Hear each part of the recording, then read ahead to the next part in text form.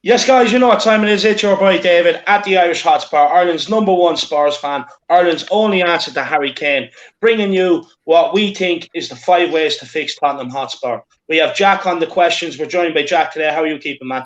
I'm not bad. You know, I'm excited to be on this show. I'm excited to really go into this in depth. We're going in all 5 categories. It's going to be tough, but we're going to get through it. Yeah, look, I look forward to your questions. They're always tough questions. We also joined by Henry Wright from Henry Wright TV. How are you keeping, my man? A great debut on the channel yesterday as well. Yeah, great debut yesterday. I think it was a record in views, I think you said. Football-wise, you know, pretty shit, if I'm honest. But apart from that, you know, we're keeping it well, you know. But thanks again for having me on, mate. No, thank you again for finding the time to come on, and same to you, Jack. And we're joined by Danny from In The Box. How are you keeping, man? I'm very good, man. How are you? I mean, obviously, I know how everyone is, to be honest. I don't know why I'm even asking that question, but yeah, man, I think, yeah, I mean, I in terms of life-wise, I'm really good. In terms of football, I couldn't be worse, mate. Yeah, in terms of football, man, I think we're all in the pits right now, you know. Mate, I feel like smashing my head against the wall, honestly. No, so do I. I really did on one of the goals we conceded. I really just put my head in between my knees. Yeah, moon boots again. Actually, yeah. Danny, before we welcome a few people into the stream now, give your opinion on the Leeds game yesterday on what you saw. What, on the Leeds game, mate? Yeah. Do you know what it is? It's just the same old stuff we've seen all season, right?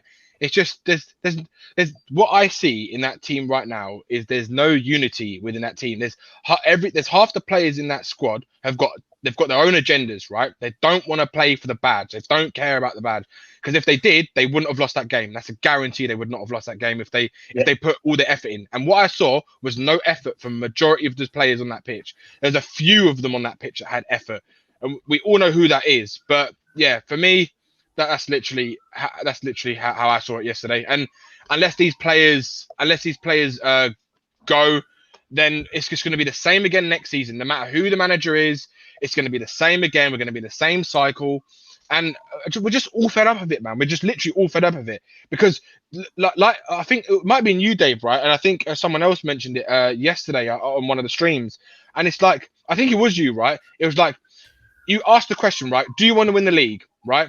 And if people say yes, you do, then why have we got players that? Why do you like Ben Davis? Why do you want a Ben Davis testimonial? Why do you like Eric Dyer? Because these players are not going to win your league. Serge Aurier, not going to win your league. Carrie Winks, not going to win your league. These are players who are at best a top 10 team. At best, they're not worthy of a top 4 team. They're not worthy of no one in the top 4 or top 6 even would even take any of those players if you gave them to them for free. 100%. I fully agree. It's good to get your thoughts on yesterday's game, man. And Jack, we didn't hear your thoughts on yesterday's game, so we'll take your thoughts on it quickly as well. Yeah, I mean, it was kind of the nail in the coffin, and that was kind of the biggest letdown of all, is that, you know, even though I had no realistic hope in us actually doing it, you know, as a fan, you really do want to still always have that blind faith or that blind support for the club and for the team. And you know, after that game, it really, sadly, it's just, I think that's it for me. And it's always depressing to know that you'll kind of just fade out for the rest of the season with kind of nothing to end with in your hands. And I guess Arsenal felt that way, but, you know, I wish we could have had something to at least show for at the end of this kind of calamitous season. Yeah. 100%. Look, we'll go through the few formalities now. There's 73 is watching, tuning in already. 81, sorry, it's just jumped. Make sure you do smash a like on the stream and subscribe on the channel if you're new. Don't be afraid to get your super chats in, just like Wayne Bonner here, where he says, Enoch out, Levy out, Hitchin out. Come on, you Spurs, Tottenham till I die.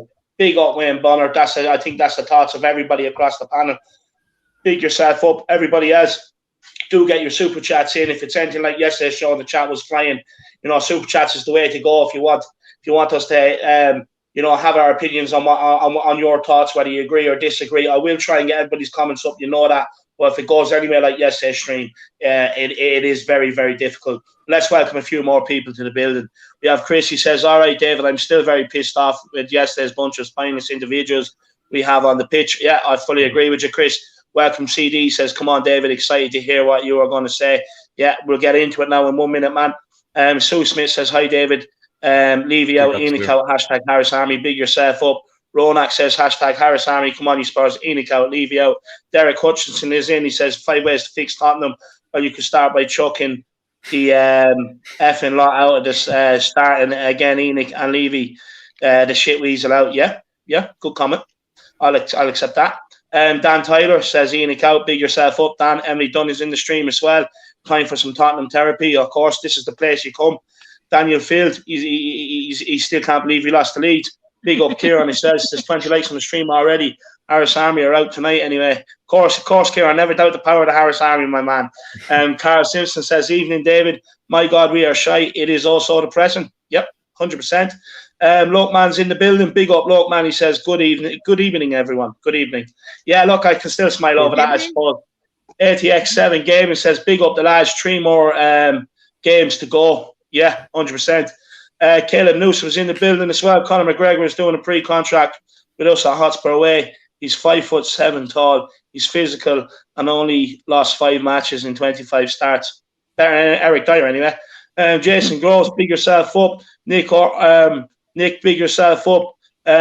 Shell Side Spurs, big yourself up. Has your missus heard about your plans to clothesline her yet? No. I'm pretty sure she was listening when I said it early on. So basically, let me clarify that. Chai was saying that he was, he's learned how to deal with the anger when his team lose. And I was saying, like, can you teach me your ways? Because my missus was so happy. She was smiling and laughing yesterday. And I was so angry with Spurs, I felt like clotheslining her. So I'll just clear that up. But it is a joke. It is a joke. We have Shane O'Neill in the building as well. He says the bloke who does the official post-match interviews is an idiot, 100%. Empty Couch and House, big up, David. Come on, you Spurs. Henry's also telling everybody, smash that like button, people. Make sure you do what Henry tells you. Kevin Murray, big yourself up, my man. How are you keeping, lad? Lappers is in the building. Big yourself up. Seen match of the day, Shearer saying if he was Kane, he would leave for trophies. Yeah, that's fair point. Big up, Vivek Duddy. Should have seen them when you sacked. Should have seen that when you sacked someone. Yeah, fair enough. Will Stewart, THFC Rats, get that American out of your panel, David Lol. I'm the only yank allowed on there. What a yank. Do you know what? We have to get you and Jack to scrap it out, my man. You have to get you and Jack to scrap it out. But don't worry, Will. I will be having you back on. I have a load of shows next week. I'll be getting in contact with you tonight, my man. Did you guys see AVB comments on Levy? And to be honest with you, Will, I didn't even plan this show. Danny kind of made me go ahead with it. So big up, Danny. And Paul Brown, 5 ways to fix Tottenham Hotspur. Enoch out 1 to 5. And Sunday Young is in the building as well. So everybody big yourselves up. Jack, look, we'll get going. Give the first question out. I'm just going to have a sip of a drink because I'm going hoarse and dish it to one of them boys first. Absolutely. Will Stewart, that was brilliant, by the way. I think he absolutely just needed to get that out because we get that way too much. That was brilliant. So he just needed to imitate one of them. That was brilliant. So we're going to, David kind of, in a sense, put almost the 5 organs of Tottenham and the way to fix these 5 organs that make up the whole. And it's the board, the recruitment, the players, the fans, and the mentality. And we're going to start with the board. And the first question is with the board is, will Levy/Enoch sell the club if the value of the club or the profits of the club diminish considerably in the next few seasons? Who wants to take that one first, lads? I don't mind. Take it away. I'll take it. So the question was what? Yeah, actually, quickly, Lappers is right. Jack, you look like Tommy from Power. 100%, big man, Lappers. I need to look that up. I don't watch Power yet. I haven't seen it yet. It's on my list. It's on my list. All right. Well, look, we've 103 people now. Just quickly, smash a like on this stream and subscribe on the channel and get those super chats in, guys. This is going to be a whopper of a stream. But Danny, take it away. I think, go on, I'll let Henry take it away. I think he was the question for if the profits. So if would Enoch or Levy sell? Yeah, exactly. No, there's no chance. There's no chance the profits will sit, that nothing will diminish. He's a very clever businessman, as much as we all hate him. You know, you look at some of the transfers that he's got over the line in recent years. Southampton wanted, what, 40 million for Højbjerg? We paid 3 million in Kyle Walker-Peters. He's very smart when it comes to keeping a business afloat, and he's always looking for deals with the stadium with regards to Sky Sports, Anti-Joshua fights, Guns N' Roses concerts, Stormzy concerts. He's always looking at new ways to bring in revenue, the Amazon documentary, the Amazon store. However, that doesn't mean that we don't want him out. Even if a bid come in, I mean, of what we want for the club, I don't think it'd sell. It is a gold mine for him. He's always going to continue making profits. We're always, you know, as fans, as much as we love the club, we're always going to buy the shirts. You know, people will come out and say they don't want to buy the shirt, but at the end of the day, you are going to at some point buy a shirt of that year, if not the next year. They will get their money out of you. When the only way this will actually start to improve slowly is when we can all get back in the ground. You know, when Arsenal had a big protest when they wanted Wenger out, they made their voices heard in the stadium. Wenger out each week, Wenger out, until he eventually went. And then it was Emery out, and so on and so on and so on. We need to get down there on the 15th, peaceful protest, and make our voices heard. You know, some people can't go because of geographical locations. I get that. But if you can and you're in the area, show your support. You know, it's for a good cause. This man has furloughed hard-working people for a pandemic, and they're worth something like $8 billion.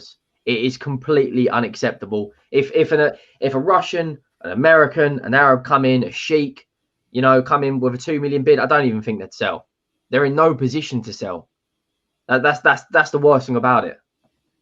But that's just my thoughts. I mean, I'll let Danny out. No, that's a good answer. Yeah, I'll go to you, Danny. If the profits if they drop considerably, if fans boycotted, let's say, successfully, and the profits diminished, considering the pandemic and everything, let's say the form drops, you know, no Champions League again, would they sell?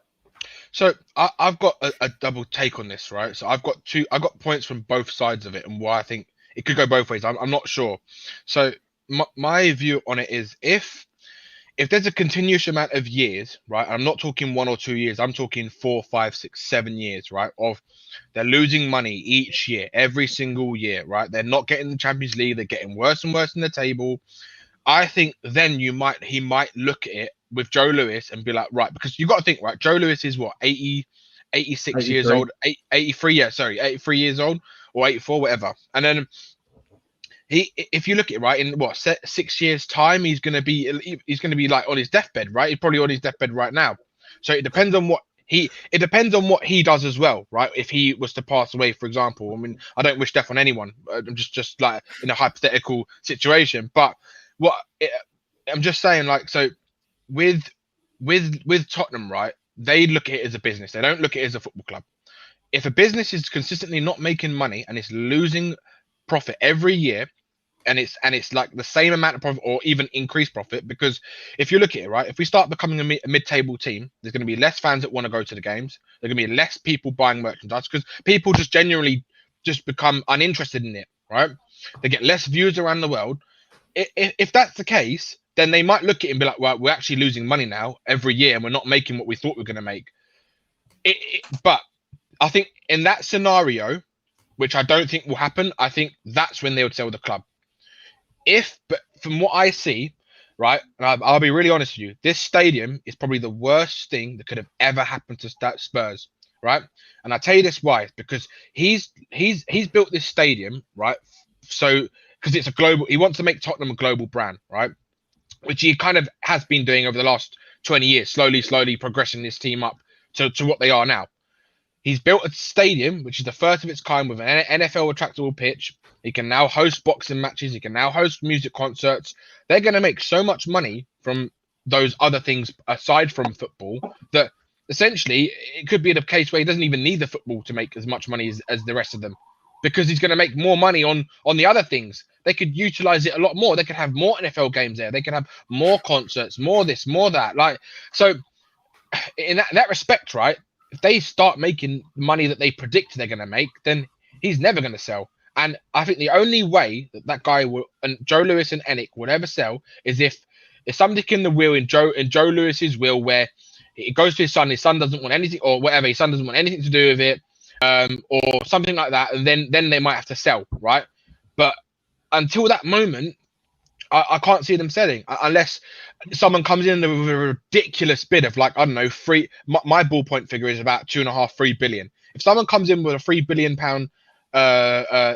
bid, then they might look to sell, and because that would also be a world record takeover for any club. And for me, I've always said, and I've always had this firm belief, is if Daniel Levy sells the club, he's going to be wanting. He wants to be known as the man who's got the world record transfer, world record takeover from any sports franchise on the planet. Right? That's what he wants to be known as. He wants to have his name labeled on that, like Daniel Levy, the man who's got the best deal ever for a sports franchise takeover. That's what he wants, right? Like that, the fucking delusional person he is. But yeah, that's why I think that it's going to be so difficult for us to ever get rid of these parasites in our club. Yeah, 100%. Just quickly, Wayne Bonner with the super chat. He says Levy's tighter than Ebenezer Scrooge. Yeah, of course he is. You know, he's tighter than a duck's arse, Levy is. That's what he is. He's tighter than a duck's arse. Mr. Krabs. Ed M is in the building as well. Big yourself up. He says, like everything else, Enoch overpriced the club 100%. Big yourself up, Tim Man 007. Welcome, my man. Says only a thing about the protest on the 15th is that the media won't be there as it's not a match day.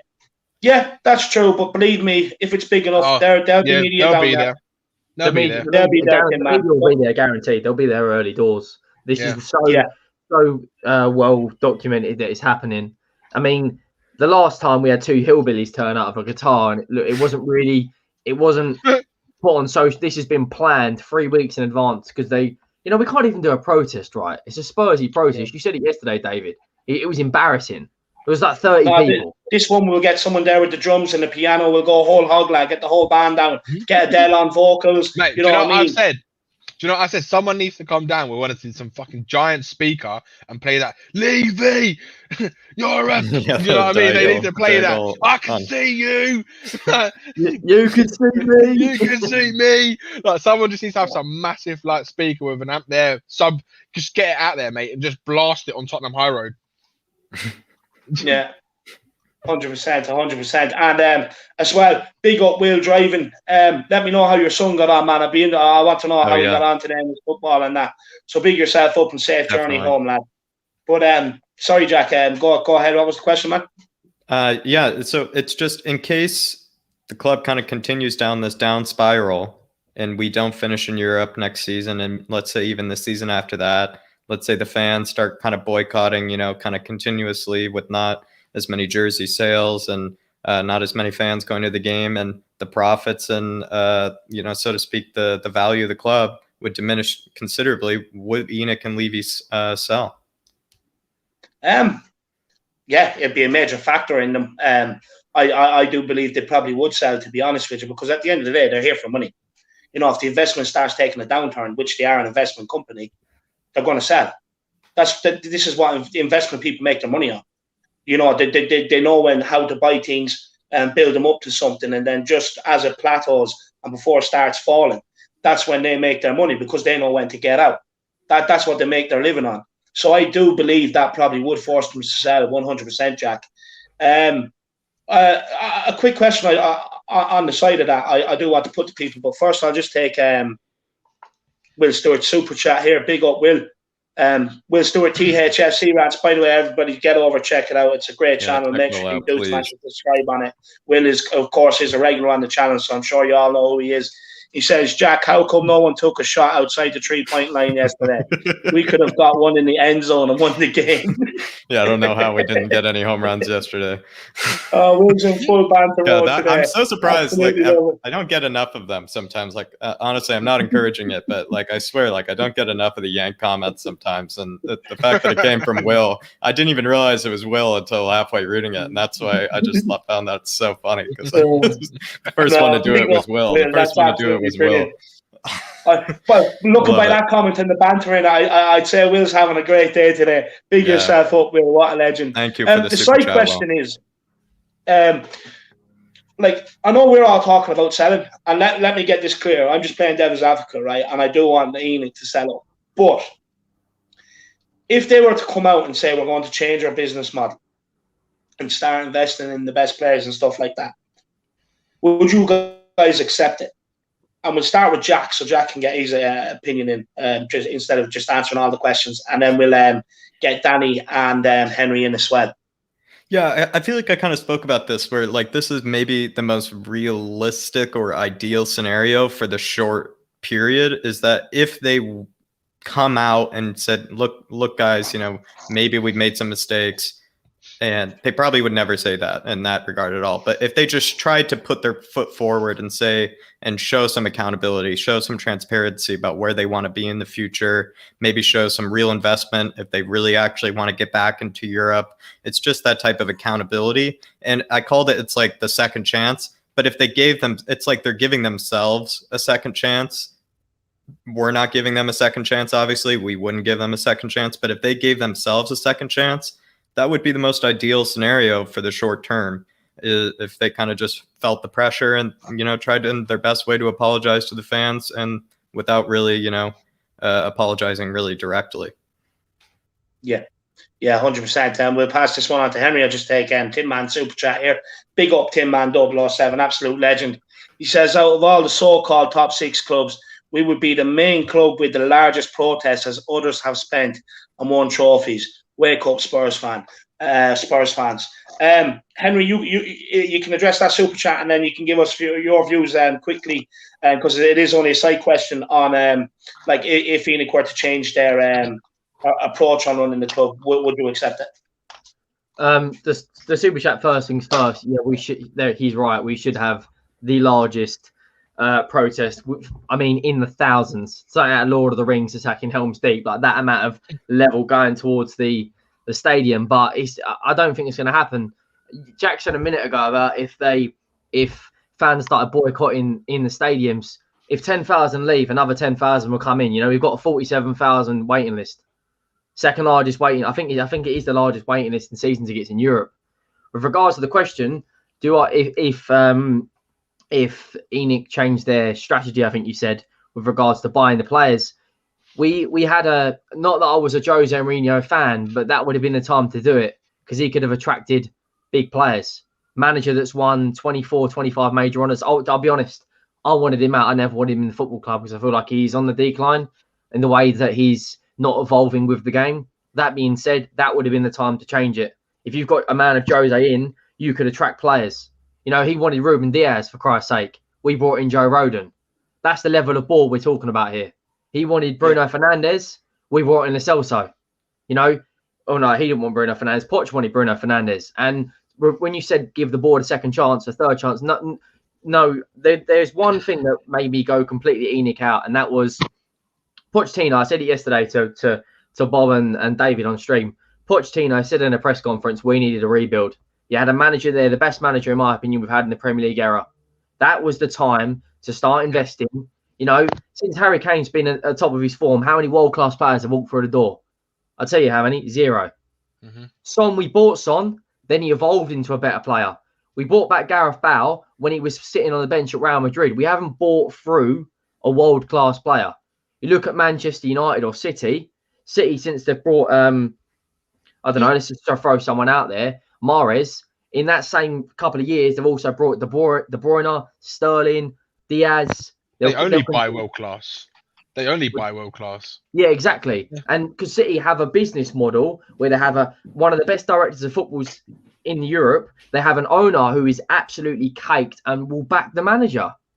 They won a league with fucking Roberto Mancini, for Christ's sake. Where is he now? Where is Mancini now? Yeah. Pellegrini nearly got West Ham relegated. As long as you back someone and give someone the funds, you will get results. If they're a good enough manager.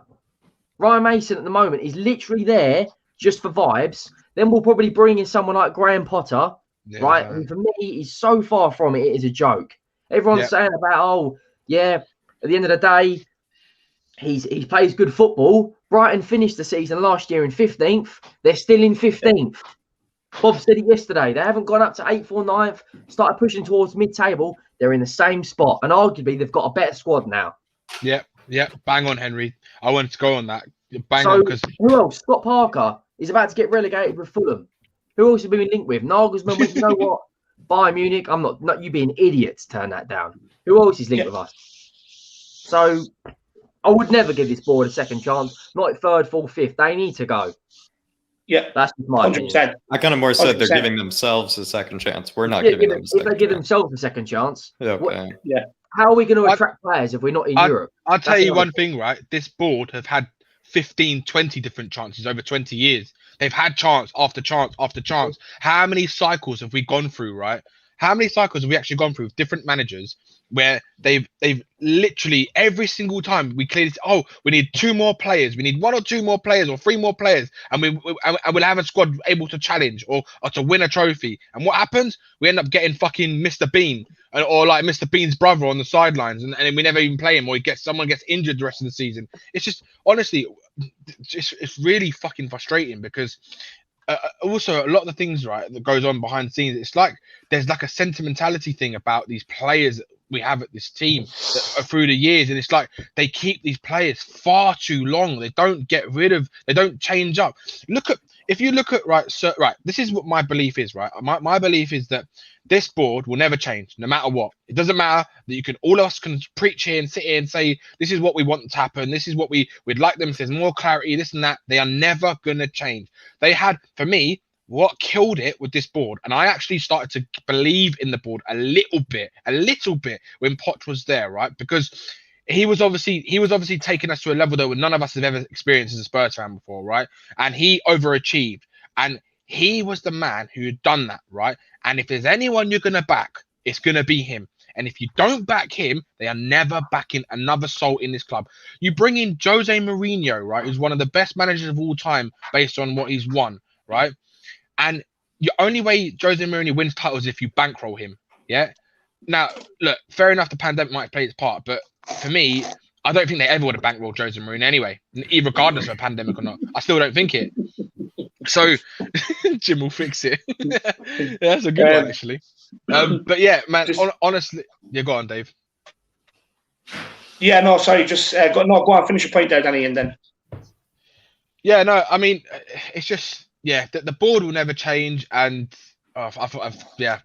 mate, I lost my words now. I forgot what I was going to say, but he'll come back to me. I'm just stressed out, man. No worries. Carla Blanco says, do you think Hitchin actually chooses players or DL? Anyone know what DL is? Daniel Levy.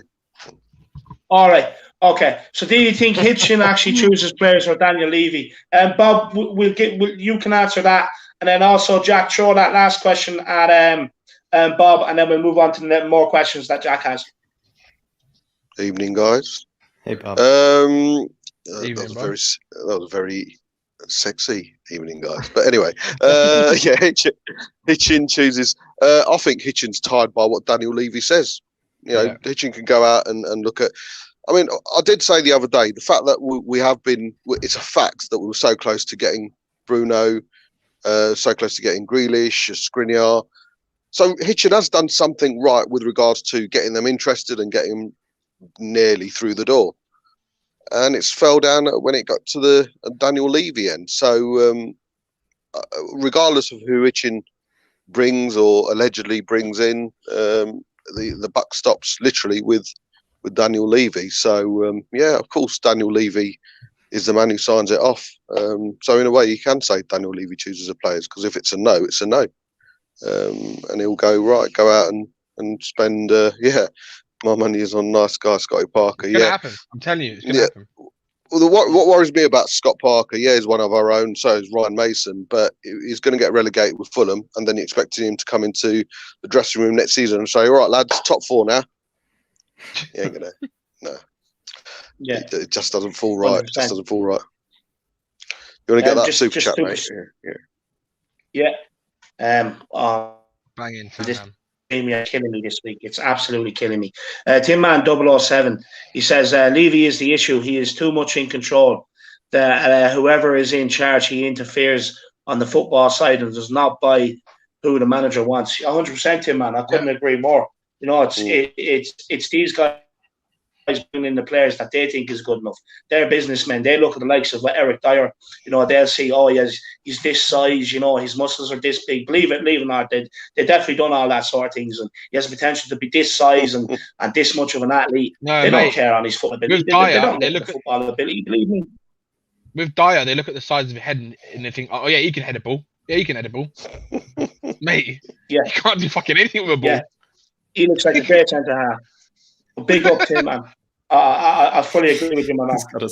And Will Stewart says,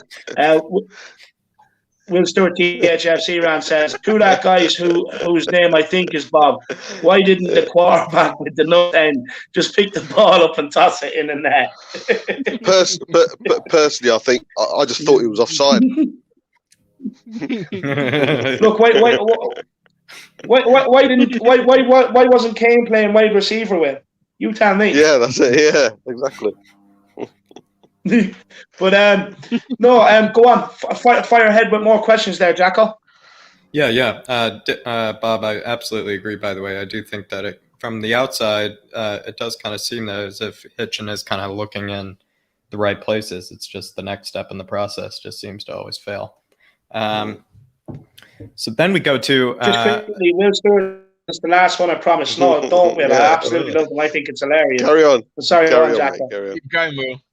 Keep going. Here we go. So this is kind of in reference to the last one. So like the whole idea is if we kind of free fall like this, would Levy and Enoch sell the club? And this is kind of a proactive question for the how to fix Tottenham. How can we as fans devalue the club's worth / maybe take a hit into Levy's pockets? Everyone wants to say that we need to hit Levy's pockets, but what are the ways that you can imagine that we can actually do that? Even you personally or us as a collective? Personally, it's different because I think collectively it's impossible. Right. We are not going to stop people going into the shops and buying shirts. We are not going to stop people going to games because not everyone is Levy out, right? Enoch out. People there's thousands and thousands of people who believe, and rightly so, they're entitled to their opinion. If they believe that, they're entitled to it. Do you know why, Bob? It's because that man, Daniel Levy, has cast a spell over all those little people.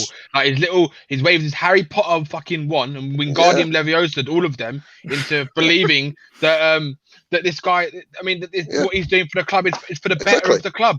They'll point to the stadium. They'll point to the stadium. Oh, look what they've done with the stadium and everything. Yeah. But it's an investment. They know they can sell the stadium, rights at a percentage of what they've it took them to build it, and they'll sell it on for a profit as well. So don't take it as people doing it, but Enoch doing it from the heart and doing it for the love of Tottenham Hotspur Football Club, because that's a load of bullshit. But personally, is of course protest. I've not worn I don't know if you guys noticed, but I've not worn a Tottenham shirt for 2 weeks now. A week and a bit, yeah. Because I haven't got a non-Enoch shirt on me. I had somewhere in the loft, but well, if anyone actually wants a non-Enoch shirt, Will Stewart, THFC Rants has them on his merch store. There you go. But collectively, Jack, it's impossible, matey. People will buy and people will go to the stadium. So I think, unfortunately, that's going to be a lost cause. Henry, I'll go to you. What personally do you think you might do? I mean, you might not be Enoch out or Levy up, but obviously what I've heard you say before, you seem like you are. But what personally might you do to maybe hurt the profits or hurt the pockets, so to speak, of Levy and Enoch? And then what do you think could be done as a collective, or do you really think there is kind of no method at all? I agree with Bob. There isn't really a method, because at the end of the day, mums and dads are still going to go buy their children the latest Spurs merch. You can't prevent that. What I think the best situation for us to do is that weekend on the 15th, 16th, protest. Don't go on. I'm not saying we're going to go and assault police officers, this and that, like they did at Man United, because we're not that sort of club. But this is probably going to sound like a bit shittish, really, but the best scenario would be if the game got postponed or delayed. I'll tell you why that is. If Daniel Levy is looking at it in his helicopter or wherever it is, he is in his office and he's, his Rolls Royce, he turns up. If he sees thousands of fans outside the ground, Enoch out, that has got it doesn't matter if you have the thickest skin in the world, that will eventually start getting to you. If crowds start turning up week in, week out, and getting that game postponed or moved back is step one. Step two, when we get in the ground, we've got to make our voices heard. And Bob's right. Everyone's entitled to their opinion. I'm ENIC out. You know, Bob might be ENIC out. The rest of you might be ENIC in, or people in the stream might be ENIC in. But I am struggling to find reasons to be ENIC in. They haven't delivered. You know, I said yesterday on the stream, we won trophies with Alan Sugar and we was nearly bankrupt. Like, there is levels to this. Like, how can we go about this? People are still going to buy season tickets. People are still going to buy shirts. People are still going to tweet about Spurs. The club earns money every time they get followed. Not many people know that. Every time people interact, they're earning money, and it's growing and growing and growing. The club's idea is if we sell part of the naming rights, British Airways are interested, American Airlines are interested, the NFL are interested. What that would do is they can sell 25% of whatever the stadium rights is to put money back into the team. That's what they're going to do. But as soon as we fall out of Europe, we will be on the decline. Mark my words. This is going to get worse and worse and worse. Henry, Harry Kane has his transfer request in the summer, because he will, and you can't blame him. So I take your hat off. Thank you for all your service. You've done, 6 fantastic years at this football club.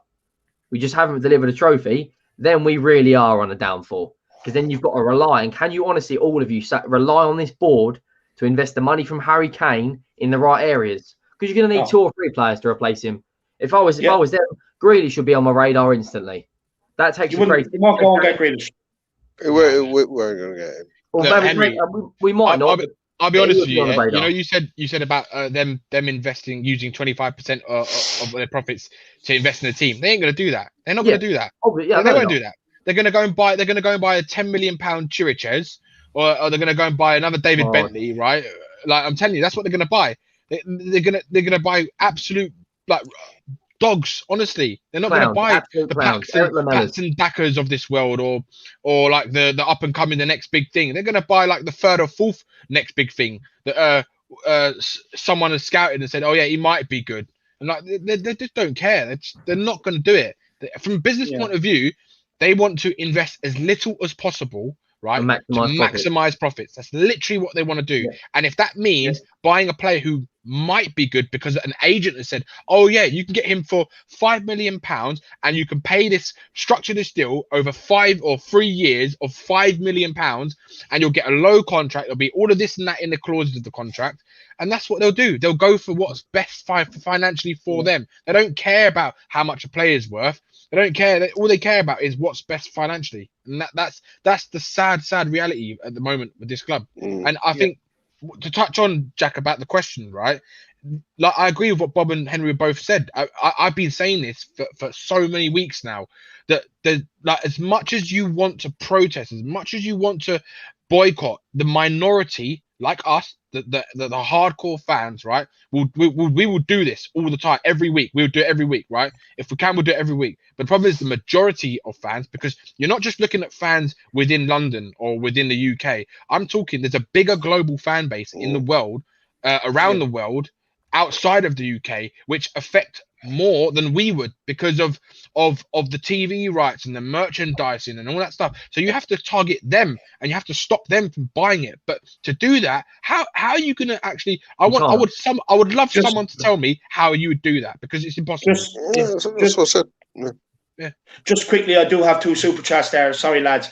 The only way to hurt ENIC is to take control by purchasing share blocks. How does Supporters Trust start a GoFundMe campaign? Look, this is the thing. It's that easy, right? Any club around the world, like any supporter can start a GoFundMe campaign. All everybody has to do is put in a £1, £2, or £5, and you can all put your money in and go and buy your clubs back. It is that easy. Just on that one, Dave, with Paul, I've joined the Supporters Trust as well. Yeah, mate, you'll be surprised how many ENIC inners there are. Yeah, there's not many indicators, mate. Not right now. Anyway, go on to it. It doesn't cost you anything to start. If you want to pay £10 and become a full member, you can do. But just remember that £10 goes into their pocket. But it does mean you get a bit of clout. I'll pay the £10, which is probably a bit hypocritical, but it does mean. But it goes to the Supporters Trust. So yeah, I'm part of the trust now, and the more the merrier, because we need to be seen and heard. You're saying that there's actually more Enoch in people with these right. No, don't be surprised how many there are, mate. There's loads. Right. There's loads. Look, I get the reason why, right? Because from a business point of view, they're stabilizing the business, right? We're never going to go into debt because of the way they structured their payments, right? Like I said, everything Tottenham do is all about how they structure their finances, and they are the best for structuring finances. There's no one in the world who's in football who's better than Daniel Levy and how he structures loans, how he structures debt, how he structures payments. He is the man. He is the top dog. But in terms of investment in a team to win trophies, he doesn't care, and that is why we say it's never going to change with us. And it's so sad, because I honestly feel that we're going to be sitting here doing the same stream, right? 10 years from now, we're going to have Bob's going to have even more grey hairs. I'm going to have grey hairs everywhere. Do you know what I mean? Like, we're going to sit here saying the same thing. It's just that's sad 100%. About it. But big up Paul Markey for the super chat, absolute legend. And we have a super chat here from Kieran O'Connor. Yes, Dyer. There's only one, Eric Dyer. You're shit, mate. You're shit. Big up Kieran. He says, I don't grudge season ticket holders renewing when there are thousands that will take them, and then the current season ticket holder is punished for trying to influence change. Yeah, that is a good point as well. That is a fair point, Kieran. Big yourself up. I mean, he's right in what he says there. If they don't accept that, they have to go up to the back of the list again. You know what I mean? It could take them years to get it back. So he's right. Big up, Kieran. That's a great point, my man. And William McKenzie's enjoying a bacon butty. Big yourself up, man. Butter and ketchup on it, I hope. Booty, that's bacon booty. Each to their own, I suppose. Each to their own. The next one, David. What was that question you asked, Jack? I missed it because I had to dip out because the StreamYard on my phone was going nuts. Yeah, no problem. It's in kind of relation to the last one of like, what can you do personally, and maybe what are you doing personally to? Everybody says, punish their pockets, hurt their pockets, but what can you do personally to do that? And then what do you think could possibly be done as a collective to hurt their pockets? Look, a couple of things personally. So me, the first thing I'm trying to do is I'm trying to get a lot of YouTubers from all over the world to send me in a video, a 2-minute video of how much the club means to them and why they want change and why they want the owners out. And Bob Spur is going to help me put it together. And I'm going to put it together and just put a video out there, sort of like a little YouTube campaign. Just put the word out there, spread the word, let everybody know how pissed off we are, and hopefully someone can take creed to the message. In terms of what we can do is, look, it is hit them in the pockets.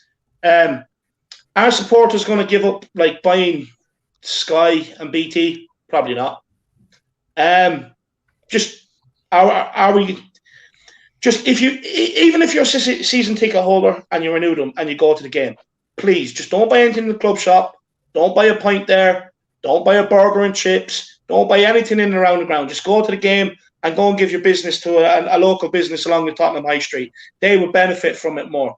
This is a hard one. It's a hard one. Me personally, look, I'm not going to buy any more Spurs stuff until they're gone, or unless I see a change and I see the change reflected on the field in terms of moving forward, better players, better games to watch, better value for my money.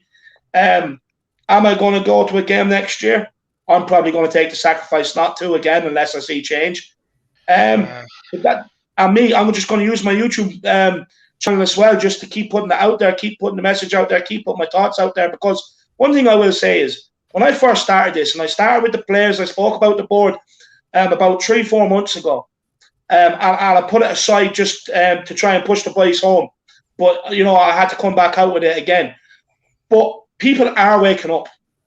People are waking up, and it takes them watching more and more YouTube content, interacting with everybody in the live streams, gauging everyone's opinion. And sometimes they realise things that they've never realised. So that's what we can all do. Just keep talking, having open, frank and honest discussions, and just show your passion. We all care about this club. Show your passion and tell people how you really feel about it. You know what I mean? The whole idea of going into football is to win trophies. Like, forget this whole thing about taking part and going to play because you enjoy it. That all happens when you realise you're never going to be a professional footballer. That's when you start enjoying it and taking part, right? But you start getting into football because you want to be a professional footballer and you want to win the FA Cup, the Premier League, the World Cup, the Champions League. That's why you get into football first and foremost, and that's what these owners need to realise. Yeah. Well said, David. Well said. I think we can move on to the next question here. It's up. Jack, Yeah. What's up? Right? Did all of you guys see that? I know this has probably been floating around for a long time, like years even.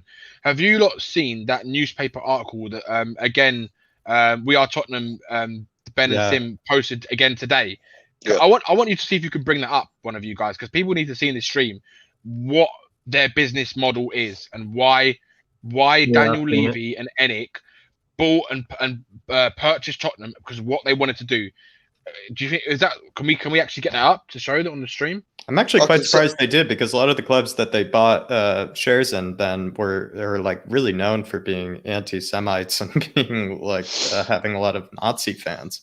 I can send it today. 3 of the clubs that were mentioned are known for it, which are quite just quickly. We have 200 people watching live right now. Come on, lads. Make sure you smash a like on the stream, subscribe on the channel. Don't be afraid to get them super chats in. Let us know your opinions, this, that, and the other. I do understand there's people that aren't in a privileged position. I will get your comments up anyway. So just bear with me. Sometimes they're a bit after you put them in, but I will get them up. But get your super chats in. It's a great way to show support for the channel. I have so much stuff planned for next season. Them super chats can help me get the equipment I need to be able to put it out. And they really do mean so much as well. But also, it just means the panel here is going to stop what we're talking about and discuss your views. So get them in, guys. But sorry, what we were talking about there, lads. I think Danny. We Are Tottenham TV. Found a bit of a paper. If you can get it up, I mean, I could. Let me see if I can get it now. Well, while the guys are working on that, Will Stewart THFC Rant sent in a super chat. He says, review the tickets, go and walk out in mass at kickoff. That's a great suggestion, Will, to be fair. Build up the stadium and then just walk out. Yeah, that's a good one. Look, there's so many things we can do, actually, to let this board know we're serious. Like Will says, walk into the stadium as soon as kickoff happens, walk out. Stop buying stuff in the club shop, stop buying stuff in around the stadium.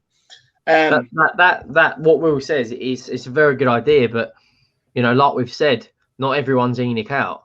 Say you got a jam-packed stadium of 60,000, say even 40,000, say 15,000 are Enoch out.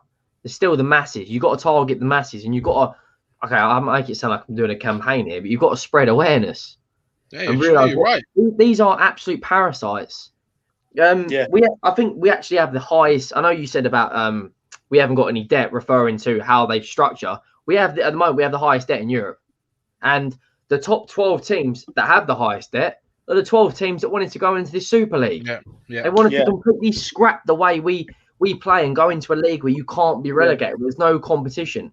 That's a protest on its own. Let alone without all the trophies, without furlough members of staff, without not backing managers. Pochettino didn't even get to say goodbye to his players. Yeah, he sacked Martin Yeo at half time. This man is a parasite. He's got no human. What sort of manager sacks someone? What sort of owner sacks a manager at half time? Yeah, Martin Yeo has got to go back out there and then do the interviews, knowing that tomorrow he hasn't got a job. I know it's fine for him because he can get another manager's role, but can you imagine that at work? You got sacked halfway through your shift, and then you got to go and do the rest of your shift. Your enthusiasm would be awful, wouldn't it? It would. Anthony Berryman says here, I'd like to know how much Levy and Lewis have taken out of the club. 100%. Look, we will get on with Jack's questions. We're nowhere near halfway through them, and we're already 50 minutes into the show. So what we will do is Jack will answer the questions. We'll all have our say on it, and then get back around to Jack as well. Because if not, lads, we'll be here for 4 or 5 hours this evening, I'm sure. And look, Jack, fire away with the questions, my man. Yes, sir. So then I kind of move on to, in terms of Levy, and it's all in relation to board, how we can fix Tottenham. In terms of Levy, is it possible as a fan base that we could actually pressure to maybe push Levy first out of the footballing side of things? So he's obviously a chief executive, a chairman, and basically in sorts our sporting director as well. is it possible that we could actually push him out from being our sporting director and just push him out from everything football side, everything recruitment related, everything transfer related? Obviously, he'll probably push back on certain transfer sums, but everything in the footballing side of things, do you think it's possible the fan base can push him out of that side? He would still keep his chairman position. He would still keep his chief executive position, but do you think we could push him out of this footballing side of things?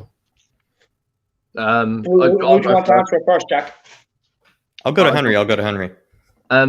It all depends on the personnel we have in the football club. So if you bring someone like Ralph, is it Ralph? Yeah. If you bring him in, he wherever he's gone, he will challenge the board. Yeah, that's what Jose tried to do. That's why no one really knows why he got the sack. People come out and say it's the Europa League. People say he didn't agree with the Super League. People agree. People say that, you know, he challenged the board. You need to change the personnel around the football club, because at the end of the day, Daniel Levy he owns what, 34% of the club, and Joe Lewis owns 66%. But he is the face of the club. You know, he's always on the Sky Sports sitting in the stadium. He's always the one that does the interviews to certain American shows, and that he is the one that makes all the decisions when you look at on the TV screen. However, he's not the one who has all the power. It's Joe Lewis, and he's an old man. He's sitting there in Barbados. He can only come in the country 90 days at a time. You know, to actually force Levy out, you would need to get a new director of football, because Steve Hitchens a yes man. Let's be honest, he's getting paid. He's getting told instructions. He's taking a wage every week. He doesn't give a shit. You need to change everything. The philosophy of the football club, how we work, how we operate, the scouting system. But I don't think that'd happen. That there, I don't know how you pronounce his name. Salib, he says, I want Luis Campos. That would be a good start. Yeah. We can work in a budget. That's the thing. We don't know the ins and outs of what goes on behind closed doors. For all we know, Daniel Levy could be asking Joe Lewis for the funds. But then you've got to look at it from the other side. Daniel Levy might go into Steve Hitchen, no, I don't want him. I want you to go and buy him. You've got to look at it from all different areas. To move Levy out, you'd have to change personnel first. That's just my opinion. I don't know what you guys think. Yeah, Danny, can we go to David here? Yeah, David, you seem to want to answer it. Kieran O'Connolly says banners plus noise in stadium works with the stadiums as they are. You can hear crowds so loud in the matches. Imagine people chanting Enoch out. Good point, 100%. That's a great point, Kieran. I fully agree with that. Like, you know, even if you can't resist the club and you have to go to the games, and it's the only thing that keeps you sane in life and keeps your mental health in check. I understand it. Go to the games, but then go full fight Enoch out. That'd be the perfect scenario right there. And then we'll just has a I actually agree with this. Yeah, I think that would make international football news, and I think people would talk about that. I think you're right, Henry. I think what you said was right, but I think maybe in a way you might have under-exaggerated what that still would have meant for the news. Maybe that doesn't do anything to Levy. Maybe their conscience is that, you know, fortified. He's making money. He doesn't care. Let's be honest. But that's what we're assuming. But we really, at the end of the day, maybe they really could be that soulless of parasites. But then it just adds another level of them being that soulless of parasites. But things like this have never happened before. So if it were to happen, who's to know how they will react? The thing is, it can't be a one-off. It has to be every home game. It can't be a one-off. That's true as well. They need to do that every single game. That's where I agree with Henry. A one-off, right? Daniel will be like, he'll be laughing there, sitting there, be like, what the fuck are these fans doing? He don't give a shit. But if they do it every single game, and I'm not talking 50, I'm talking the half the stadium minimum has to go. Half the 30,000 fans have to leave that stadium as it kicks off.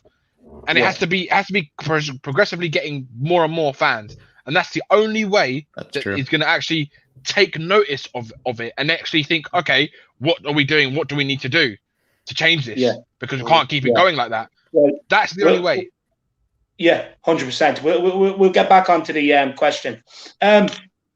With Levy, look, if he wants to take the business side, perfect. Like, let's all be honest. As much as we hate him, as much as we hate Enoch, the business side is good, right? But with the footballing side, it needs to be ripped up from top to bottom. Yeah, we have to reevaluate how we go about recruiting the sort of players we want. Reevaluate what sort of players we want at the club in terms of, do they want technical players? Do they want, all that sort of shit? We have to bring in a whole new scouting people in place, whole new scouting personnel, because ones we had, let's face it, we haven't really got a great return from the academy. Then you also have to get a person in. For me, the director of football has to be. I've listened to so many managers talk about this, and they always say the director of football needs to be someone that they can trust, that has their back, and go to the board and convince them to spend the money. So the director of football has to be nothing to do with Levy. Nothing to do with the business side. He just has to go to Levy and say, look, this is the price for the player. You know what I mean? This is the bottom dollar. This is the best price we can get for the player. This is why you need to spend this money. Instead of Levy sitting there and going, no, doesn't make sense business-wise, money-wise. That's it. You know what I mean? So we need a director of football. We need coaches. We need coaches all the way through the systems that are coaching these players the same way. So when look, I know managers have different ideas, different philosophies, and different styles. But us as a club, like Bayern Munich and stuff like that, you can have your players trained all the way through the same way and still have the same idea in your senior team in the same way of playing. Just bring in a manager that meets your values and the way you want to play and everything else. And then you'll never really have this problem again. How often do Bayern Munich change managers but never have the problem of falling away? It's because they have the footballing infrastructure and everything else surrounding it. And then it's only the small pieces of the puzzle they're bringing in, like the manager. The manager, like with Tottenham, we bring in a manager, it's massive for us. It's huge. They bring in a manager, he's only a piece of the cog. He's only a small piece of that wheel. So we have to change the footballing side from top to bottom, rip it out and start it again. And that's me. That's a great point. We ask way too much of our manager. And even I've phrased questions like that, like how do we find another manager that can just, in a sense, absolutely overachieve in every single way? And that's not the case with any other club. And so it's a brilliant point, David. Baba, go to you. I mean, in what ways can the fans possibly pressure Levy outside of the footballing side of things? And then do you think that's what the right thing is for the club, to just keep Levy on the business side? At the end of the day, maybe he is the right businessman for the club, but is it the right idea to get a sporting director in, someone that can just at the end of the day do everything footballing, everything transfer wise, everything recruitment wise, and then possibly a sporting director that maybe we could find that Levy could maybe agree with? Do you think that's possible? I don't think it's that much of is that great of a businessman, to be honest. I don't think it's. I mean, if you're that much of a great businessman, and off the field, absolutely fantastic, but you own Tottenham Hotspur Football Club as well, partly own it. You can clearly see the finance. You're not going to make that much of a financial gain on the pitch because your recruitment shit. You're not forking out money for players. You're not bringing in the right managers. You're not investing in the manager. Never mind players. So why, if he's that good of a business manager, why would you let the main, the main product of your purchase, which is a football, let it suffer? If you're the great businessman that you are, you'd make that investable. You make that the greatest that there's out there as well. So I don't think he is that great at business, because if he was, he'd keep his eye on the ball, literally on the pitch, on the manager, on the players, make that great. Because I'll tell you what, that's worth billions as well. Getting your team to Premier League, the Premier League champions, as Champions League regulars and finals, and winning it, that's going to bring in loads of investment. That's going to bring you loads of money in, revenue in. So all this thing about he's a good businessman, but he's not a great businessman. And personally, that comes down to ambition, and that comes down to I think what he thinks of it, what he thinks of us lot. What is it right for us to demand more? I don't know if that's kind of what you're asking. Of course it is. Is it right for us to ask more from Daniel Levy? Too fucking right it is. Is it likely to happen? Very unlikely. Yeah. I just have to go down the list of which ones, could be, or, in a sense, more likely than others, which ones are hopeless. It is fascinating. Just before we get Danny's point of view on that question, we have Matthew Morgan. He says Bayern has an identity and the players all know their jobs from youth to the first team. That's kind of like exactly my point, but just in one sentence. So fair play to you, man. How you managed to sum it up in one sentence. Wish I had your use of the vocabulary, lad. We needed a director of football badly, and we need Levy to let go. 100%, my man. I couldn't agree. Big up, Matthew Morgan. And Will Stewart, THFC rants is saying, or stand up, take off your shirt, and don't sit down till the stewards kick you out. Yeah, I like that, Will. Will's going all militant on it. He's a military guy. My old lad's a military guy, so I can understand where you're coming from. And it's not a bad way of protest either, my man. You know, I swear all the women and everyone looking in from the outside might have a field day too. So you never know. Would have loved that. Would have loved that. 15,000 shirtless men. We'll get to Danny. Danny, we'll get your answer for the question, my man. Yeah, can you just repeat it, Jack? Because just so I can answer properly. Yeah. So, do you think it's possible? It's a couple of them, right? But it's all in relation to Levy as the director of football. Do you think it's possible that the fans can maybe pressure Levy out to being the director of football? He stays as chief executive.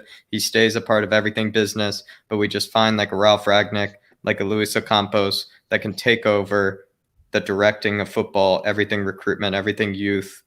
Do you think that's possible, or he might feel that pressure and just want to step down from the footballing side of things? See, it's do you know what, right? It's in our own heads, in our imagination, what we want. In an ideal world, that'd be like the dream situation. The dream scenario would be for us to get in a Louis Campos or a Ralph Ragnick or a director of football, in a sense, right? The problem is, regardless if we get in a director of football, and the guy mentioned it in the last super chat before, Will, he basically summed it up in the best way possible. Levy has to let go of the control, and the problem is the reason why we've had directors of football over the years. We've had directors of Frank Armisen, we had like Damien Comoli, we had, and each one of them have brought in some decent players, and obviously they've all had their fair share of bad players as well, but they have brought in decent players, right? Some of them, and for example, Paul Mitchell as well. But the one thing they have in common is they all worked under Daniel Levy, because at the end of the day, what happens is it gets to a point where they can only do so much, and the director of football wants to do something they want to do, and they really believe that if you listen to that idea or listen to what they're saying, you are going to improve, you're going to make money, because you're going to get a young star or a player who can turn out unbelievable, or you're going to get the right caliber players, you're going to have a better team competing at the high level, right? But the problem is Levy, he always wants that last say. That's his problem. Levy is a control freak, right? He's probably got a disorder or something. He's like, because honestly, he is a control freak, right? Because he wants to have every say, every final say in everything that goes on in that club. He wants to know everything, and this is the problem we've had with him for the last 20 years. Like, it's like, really, I would love like a Louis Campos or a Ragnick, but realistically, he might do well for a year, depending on the budget, right? But then it's going to get to a point where it's going to crumble again, and we're not going to have that sustainability, because it's just Levy, right? What he has to do in an ideal world, he needs to come away from the football side of things, run the business side of Spurs, and literally do not get involved one bit. The only thing he gets involved in is saying how much money you've got to spend, right? And then let the director of football decide what that money is spent on. That is it. He can't have any other say. If the director of football says, I want to spend 90% of our budget on one player, because I believe that one player is going to make this squad go to the next level, then you do it. I don't care this, we need another centre-back though. Let's go and get Kirikes Mark II. Let's go and get Roman Pavlyuchenko again. Even though, regardless, I did like Pavlyuchenko. Do you know what I like that player? I like Pavlyuchenko, but I'm just saying, like as an example, or like a Paulinho, for example, right? I mean, they have to listen to what the director of football wants to do, and if he doesn't do that, it's just going to be the same. We're going to have a good year, maybe of getting a few players in under a certain budget, and then comes the next year, they've fallen out again, they've left the job because he can't work with Daniel Levy. Just like Mourinho couldn't, just like Poch couldn't, in the end, couldn't work with him. Just like all of them, Harry Redknapp couldn't work with him, and they are the ones that get sacked. And Daniel Levy, in a fucking pandemic year, gives himself a wage boost. He gives himself. He makes himself. He goes to furlough staff, right? He goes to furlough staff, And this is the man who follows stuff, and only when Liverpool retracts it, he goes, "Oh, actually, no, I'm going to do the same as well. I've got to make our image look good, our Tottenham brand look good, right?" He just follows the crowd. That's all he does. Exactly. That's all he does. Don't bring up the furloughing stuff. It was disgusting. When all the clubs that did it, it was disgusting. And then in the same year, he makes himself highest paid chairman in the league. It's ridiculous. It's absolutely disgusting. The thing is, on the recruitment, I'll let you just answer that super chat in 2 seconds. On the recruitment side of things, he has made a lot of flaws. That being said, not that I'm defending ENIC and I'm defending Levy. A lot of the managerial decisions in major games, you cannot blame on ENIC. You can only look at Son. Poch, for me, it was a massive red flag when you didn't play Lucas Moura in the Champions League final. The disrespect on Lucas I understand Moura, that, but at the same time, Henry, he should have the players. Like we should be looking at a bench where we can look at it and be confident that a manager has the tools on the bench to change the game. The reason why I'm very hesitant I was very hesitant to criticise Pochettino over some of the substitutions he used to make and Jose Mourinho is because I look at the bench. What can they do? What can they do? Yeah, I know what you're saying with regards to the bench, but that one there is a major red flag. Another red flag was playing Son left wing back in the FA Cup semi-final against Chelsea. One of our best players, and you're playing him left wing back. So a lot of the decisions, and then we when was it 2011, 2012? We went out of the FA Cup to the semi-finals of Portsmouth, or 2008, whatever it was. A lot of them. How read that? Yeah, managerial decisions you can't blame on Poch. However, the manager, not Poch, ENIC. However, the manager should have the tools to do the job. Yeah, that's the way you got to look at it. At the end of the day, the recruitment has been fucking terrible. Lo Celso, Lamela. I said it yesterday. Lamela, what? 18, 19 goals in 8 years. Oh, mate, that guy's a joke. 1 goal in 45 games. It's not justified. Lamela, you're going to get Will Stewart. You're going to get Will Stewart triggered if you talk about Lamela. Will Stewart is shining the light on Lamela. But speaking of Will Stewart, he does have a super chat here. Will Stewart, THFC Rad says, "Boys, how about we protest the soccer match and scream during the free throws? Don't forget the rally camps." Big up, Will. Absolutely love it. I hope you like my American accent. I've been practicing for your channel, man. Big yourself up. I thought I was Scottish, Dave. Sorry, mate. I thought Scottish. But big up, Will. Absolutely love the super chat, man. Will's in good form. And you still haven't told me, Will, did your son win his game today? Yeah. Oh, no, that was yesterday. I think it was yesterday. But let me know. Let me know. Was Paul playing? Was Paul playing, was he? Paul Stewart playing today? Yeah, he had a match this weekend. He did. But Jack, fire away with the next question, lad. All right, guys. I think we're going to move on to the next organ that we have to fix inside the Tottenham body. The next organ is going to be the recruitment that we have to fix. So, considering Tottenham aren't making Champions League probably next season, what players could Spurs realistically attract next season? What type of players would still be attracted to our club? So it's a two-part question, but considering no Champions League next season, no Europe next season, what type of players could we attract? What are some in mind that maybe you already have, or what are really realistically the type of players that would want to come to our Premier League club? We are still the biggest club in London. Or maybe I'm just being delusional. We are still a massive club. We still do have that pulling power. We were still attracting great world-class players when we weren't in Europe constantly because we're a Tottenham Hotspur football club. I don't right now. What kind of player we're going to attract? Probably a really good, a few good players from the likes of Villa and the French league. Obviously, we've spoken about French league are in the shit at the moment. We need to target that and the Italian league and get whatever players we can get. But right now, in an ideal world, what we need is a new goalkeeper. A new left back, a new right back, a new couple of defenders, 3 midfielders and 2 attackers, and a new squad. So, but I don't care, mate. Like I say, till the board's sorted out one way or another, I don't give a shit who we get, who we link to. Anybody that wants to take it? Anybody that Danny or Harry, who wants to answer next? I think there's a lot of players in the Premier League in the bottom 10 that could easily come over. I like Rafinha from Leeds, Saint-Maximin from Newcastle. You could grab up Matty Cash from Villa, go down to the Championship and get I can't remember the striker from Brentford called. Tony. Yeah, you know, he's just broke the record. There are players out there. Can I just say something, Henry, right? Just sorry to interrupt you, right? But those players that you've just said, all of them, they're all going to be more than £30 million because they're all their key players to those teams. There's no way we're going to be able to pay what they're asking for, essentially what the rumours are that those players are worth. Saint Maximan, there's no way he's going for less than 30 million. If Ivan Toney, I've heard reports that they want 35 million. You got to remember they bought they got Watkins. Aston Villa got Watkins last season for 31 million with add-ons. Right. So they're not going to sell Ivan Toney for less than 35 million. That's a given. You got to remember, but Tottenham are not going to pay that. Tottenham are going to pay 20 million pounds. To 25 million pounds maximum for a player. Yeah, max. That's why it's all irrelevant. We can shout all the players we want. That's who we're going to go for. Vestergaard. Yeah, that's who we're going to go for. Just quickly. Yeah. Just quickly. Welcome, Aglia. I know you were saying you wanted to come on the channel and to email you.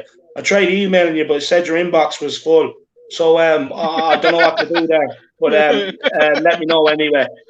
But sorry, go on. Back to Henry. Henry was making. Sorry, Henry.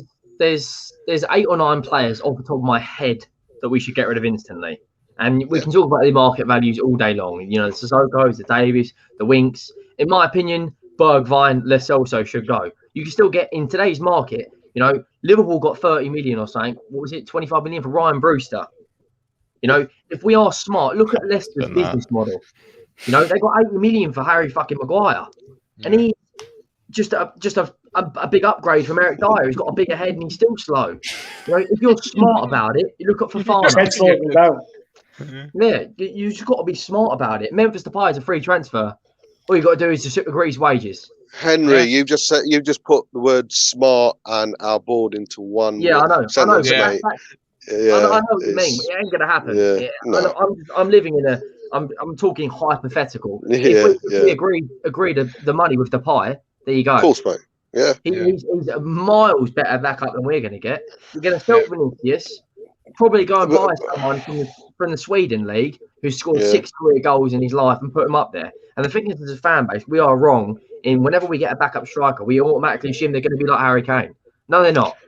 They're never ever going to be that level. It's the manager for. I mean, there's no point getting players until the manager's sorted as well. You know, exactly. The manager might exactly. So I know. In an ideal, I can feel there's Basuma. I want in as well. You know, the likes of Anderson and Robinson from Fulham, and there's many of players, mate, who can do a job for us. You know, I'm still after Botman. I love Botman. Our club Depay, like you say, and Jovic, I think, is a great striker, and you know, there's so many players who could do a job. But mate, all of it's right now, whereas before it's like, we would go for him. I wonder if we get to him. It doesn't matter right now, to me, in my opinion. It doesn't matter right now because it's all a shithole at the moment. It's just a shit shop, and I say there's no point pissing in a pool that's yeah. Just on players like to bring in. See, with Bayern Munich again, they identify their players. Yeah. Like, not only, but like they identify players for the youth academy that they think has a chance of breaking into the first team. They also buy their players. Like with Bayern Munich, I definitely don't think it's a case of the managers buying the players. I think the players are identified according to the attributes that play their football the best. And they're the ones bringing in the players, not the manager. So they got a good scouting. If we can sort out the footballing side and get that in place, then your manager just comes in according, like obviously you pick the manager according to who you think is best to suit the way what you have in mind, the way you want your football club to play. Your identity. So if we get the DOF sorted, we can get the players in, let him identify the players and bring them in, and then that way you could probably pick your manager. And we have a whole summer to do this. Bob's right, though. It doesn't matter who we have as manager because, you look at Bayern Munich, they brought in, who's the Canadian guy? Davis. What a buy that was. Yeah. They paid peanuts for him. He's probably worth. I think it was like 8 million euros or something like that. There you go. They had Ralph. Ralph Ragnick, however you pronounce it. He bought Kimmich for 800k. Yeah. He bought, when he was linked with Leipzig, he bought Upamecano for 10 million. Kanote, that's the other centre back that Liverpool just bought on a free. It's all about above. The managers are relevant. All they've got to do is coach a player. You know, if you've got a good enough squad, the manager should be okay, in some games you should be able to, you know, when you're going away to Man City, it's all about tactics, playing a counter-attacking football, but it's all above. And we are, until he actually puts his hand in his fucking pocket, and part of me is thinking he's not going to do that effectively until we sell Kane. Yeah. I honestly don't think that we will dip massively into the funds and go and buy a 50 million pound player until we sell Kane. That's not the thing. Is, even if we sell Harry Kane, we're not going to spend 50 million. That's the problem. So, like for me, it's just you're going to get it's going to be that Tottenham's budget, even if Kane goes right, is 20 to 30 million is their budget. That's what they'll spend on a player max. You'd be lucky at this moment, especially now with how things are with the state of the club. They're going to spend more than 30 million on a player. But I'm talking 30 million. Like that's once they've sold players. That's because they're not going to put money into the club themselves. They want to sell because we need to sell anyway because we've got a load of shit, and then use what we have to reinvest. And with that money, they're going to utilize it as much as they can, and that's where you're going to see the 20 million pound player or 22 million pound player here or things like that. And it's going to be the hopefuls again, the young hopefuls. But for me, I think if you get a director of football in, even if it's for one season, he will do a job. He will do a job for that, and he will set you out. And if they fall out of Daniel Levy after, at least we've got a couple of youngsters in there who could potentially be great signings in the future, and will help us on our way to that sort of transition again into getting back into challenging for top four. I think that's the right answer to this question. Is like it all really actually does come down to, and it's only hypothetical. It's only, you know, the most ideal scenario. But if we had a director of football, and just even if he wasn't, you know, choked out a little bit by Levy, still it would just save us massively, because even with the 25 million budget, like we were saying, there are thousands of deals that can be made with the right scouting system, with the right network of knowledge and whatever leagues that they're looking at and whatever players that they're looking at. You can get the next best Ruben Diaz for 5 million if they see the right players. But if even with the Levy budget, you can do it. But that's the issue, is that just because he also has his hand in the footballing side of things, he's inept in the footballing side of things. And so he just, it's impossible for him to get the most out of his money, or he could get the most out of his money if he had a director of football, but his ego might be just so shallow or whatever it might be, that he just doesn't want that director of football to tell him who to get for 5 million, because even if he only gave him 5 million, there's smart enough directors of football that could get him the next Wesley Fofana for 5 million. And if that's the case, then that just shows that we just need to keep the protests going, because then I think that's the case. He's not changing his ways. You know, he's not changing his ways. I agree. This is the thing. We have to make it to a point where, you know, we just don't give in. Us fans all have to come together and not give in. And like, it's for the greater good. It's a short-term loss for a long-term gain at this football club. Yeah. You know, by not spending the money on stuff and not going to games and doing what, like Will was saying, is like, you know, everybody standing up, walking out, stuff like that. You know, it's a short-term loss for a long-term gain. I go back to the very first question. They're an investment firm. Once you hit the pockets and everything starts dropping the value of the club and everything else, they're out of here. They're out of here. It's what they make the money on. Just quickly, we do have 209 people watching. It's bouncing up and down between that and 220. Make sure if you're new, you have smashed the like on the stream, subscribe on the channel. Make sure you do get your super chats in as well. And if you want to grab a channel membership for the fan shows and everything else, the link is in the description. So go over. Another thing, Dave, just want to say, mate, as well, with regards to protests, don't think of it as, you know, it's just this season. If nothing changes over the summer, start again next season. Yeah. Carry on every single game and start with the same passion and same volume. Need to go down and do it every single home game, because if nothing's going to change in the summer, like I say, it can't stop. It needs to continue until there's any change.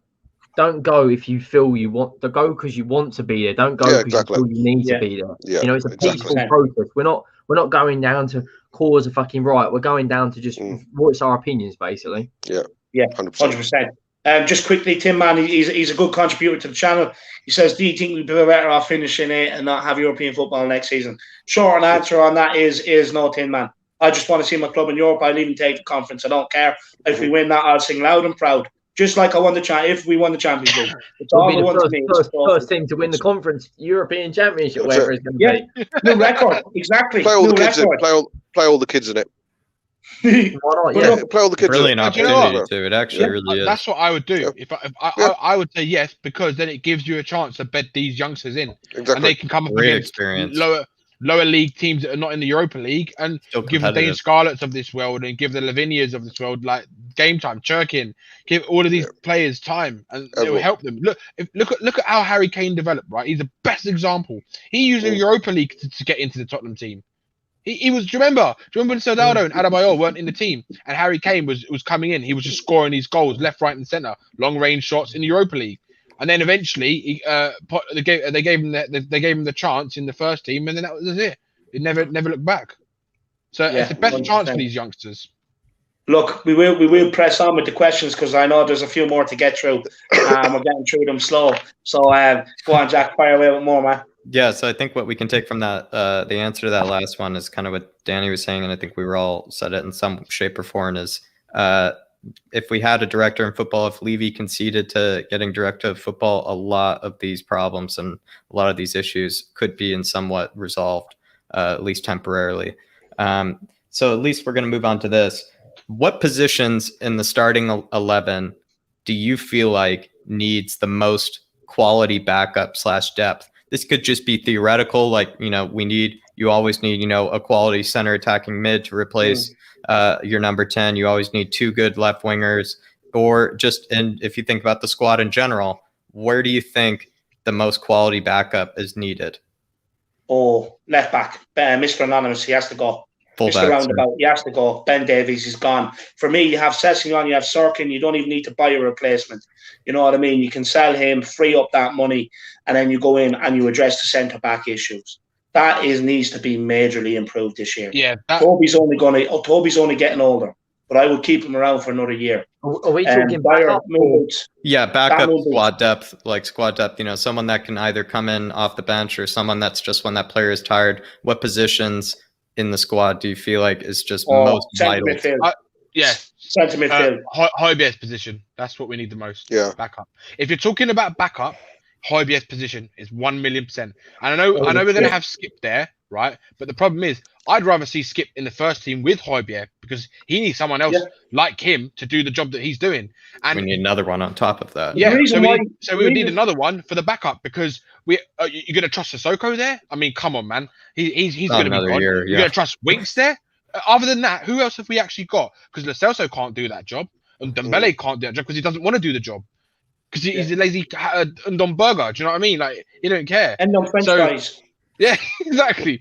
He's got a McDonald's drive-thru in his house, mate. It is kind of crazy when you think about it. United have, even though they're all in some way, have their deficiencies, United have 3 holding midfielders. They have Matic, Fred, and McTominay.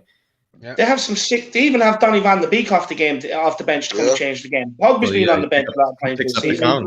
For me, centre midfield has to be a player that we need to get depth in because it's the engine room of any team. Yep. Of any team, anybody that's played soccer knows to play centre midfield. You know what I mean. It's a different ball game altogether. You see everything, and for me, you need someone who can come on, inject the pace, inject the fresh enthusiasm into the game. Someone that can come in and take the game by the scruff of the neck, push the team forward. But most importantly, someone that's good on the ball and that can look after the ball. That's what we need.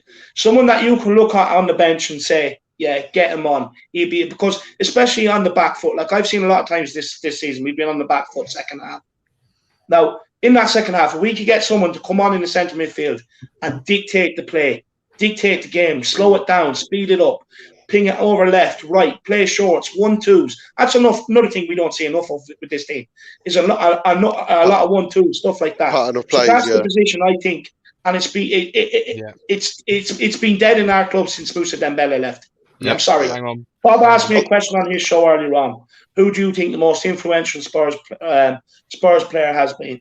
And a lot of the lads went with older players, rightly so. They've earned their stripes, right? But for me, Moussa Dembele, ever since he's left this team, it's never been the same. That guy can pick up the ball from the back line, run up the pitch with it, bounce 3 or 4 players off him, you know what I mean, and get us up the field. And until we get that sorted out, we ain't winning games of football. Especially because the bench is a massive part of football nowadays. Years ago, you would have got away with it, but it's a huge part of football nowadays. Quality of backup, Jack, with what you mentioned. We need a quality backup to Harry Kane as well. That's going to settle into the team, settle into the squad, not necessarily play week in, week out. Vinicius not worked out.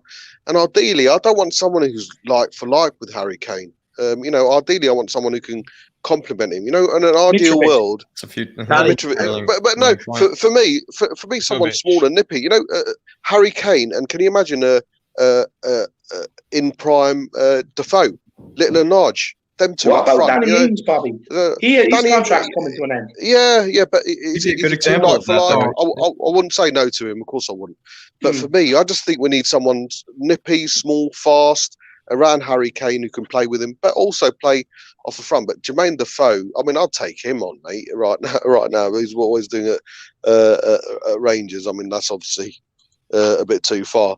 But yeah, I think we need a really good. You're talking about backup players. We need a really good backup for Harry Kane, who's going to stay there for a while and learn the ropes and become a part of the club on a long term. No point getting in a 1 year loan, 2 year loan, because they'll know after the first year they're not gonna get the games. They're not gonna get the games. And Vinicius hasn't had the games, regardless of his very good performances.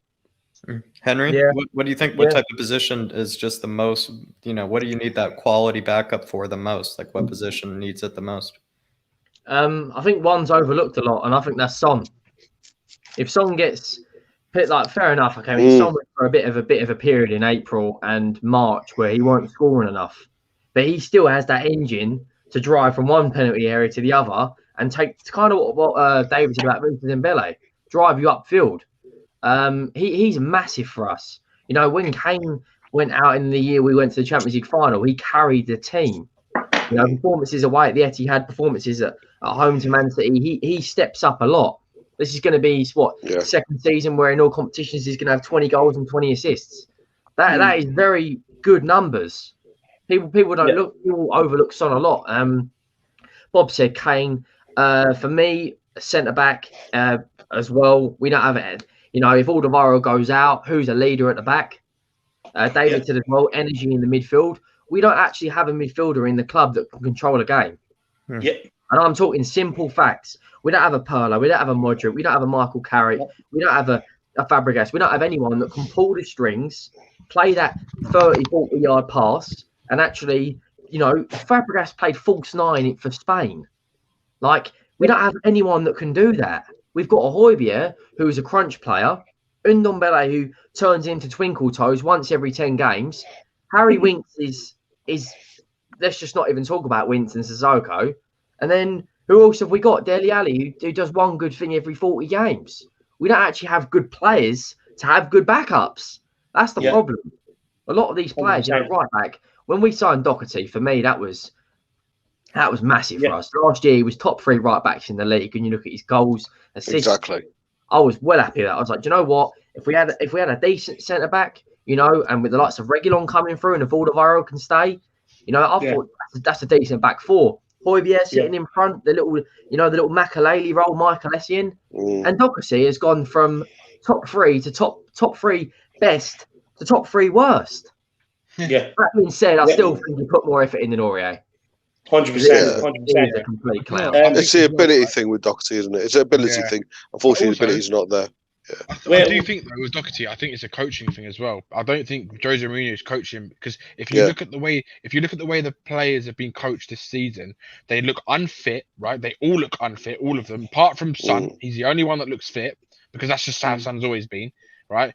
And they just all look like they're headless chickens running around on the pitch and don't know what to do. They literally every single player don't know what they're doing. And I think he again Doherty, right? I do believe that with better coaching, he will give a bit more of an output than what he has been giving for us. Even though I still think he's been coached all his life. I know, man. Look, I don't like him. I'd rather him not be there, right? But the problem is he's not going to be one of the players they're going to ship out this summer. So they've got to the next manager's got to try and find some kind of use for him in a position. Yeah, the under-23s, perfect. Mate, do you know what? Yeah, do you know who I'd actually play? I'd rather Lavinia. I'd rather Lavinia play. Mate, I'd rather.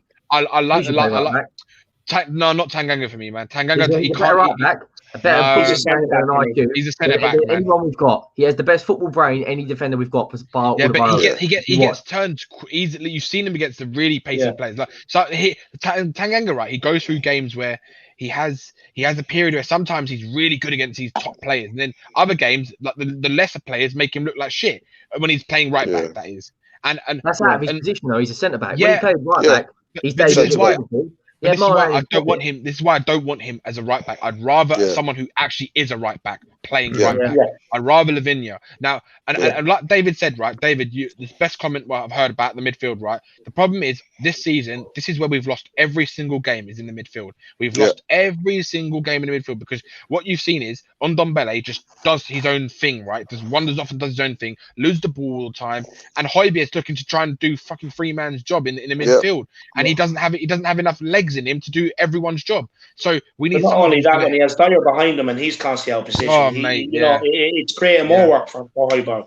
Mate, when you have Regulon popping up the way he is, it's creating more work for Højbjerg.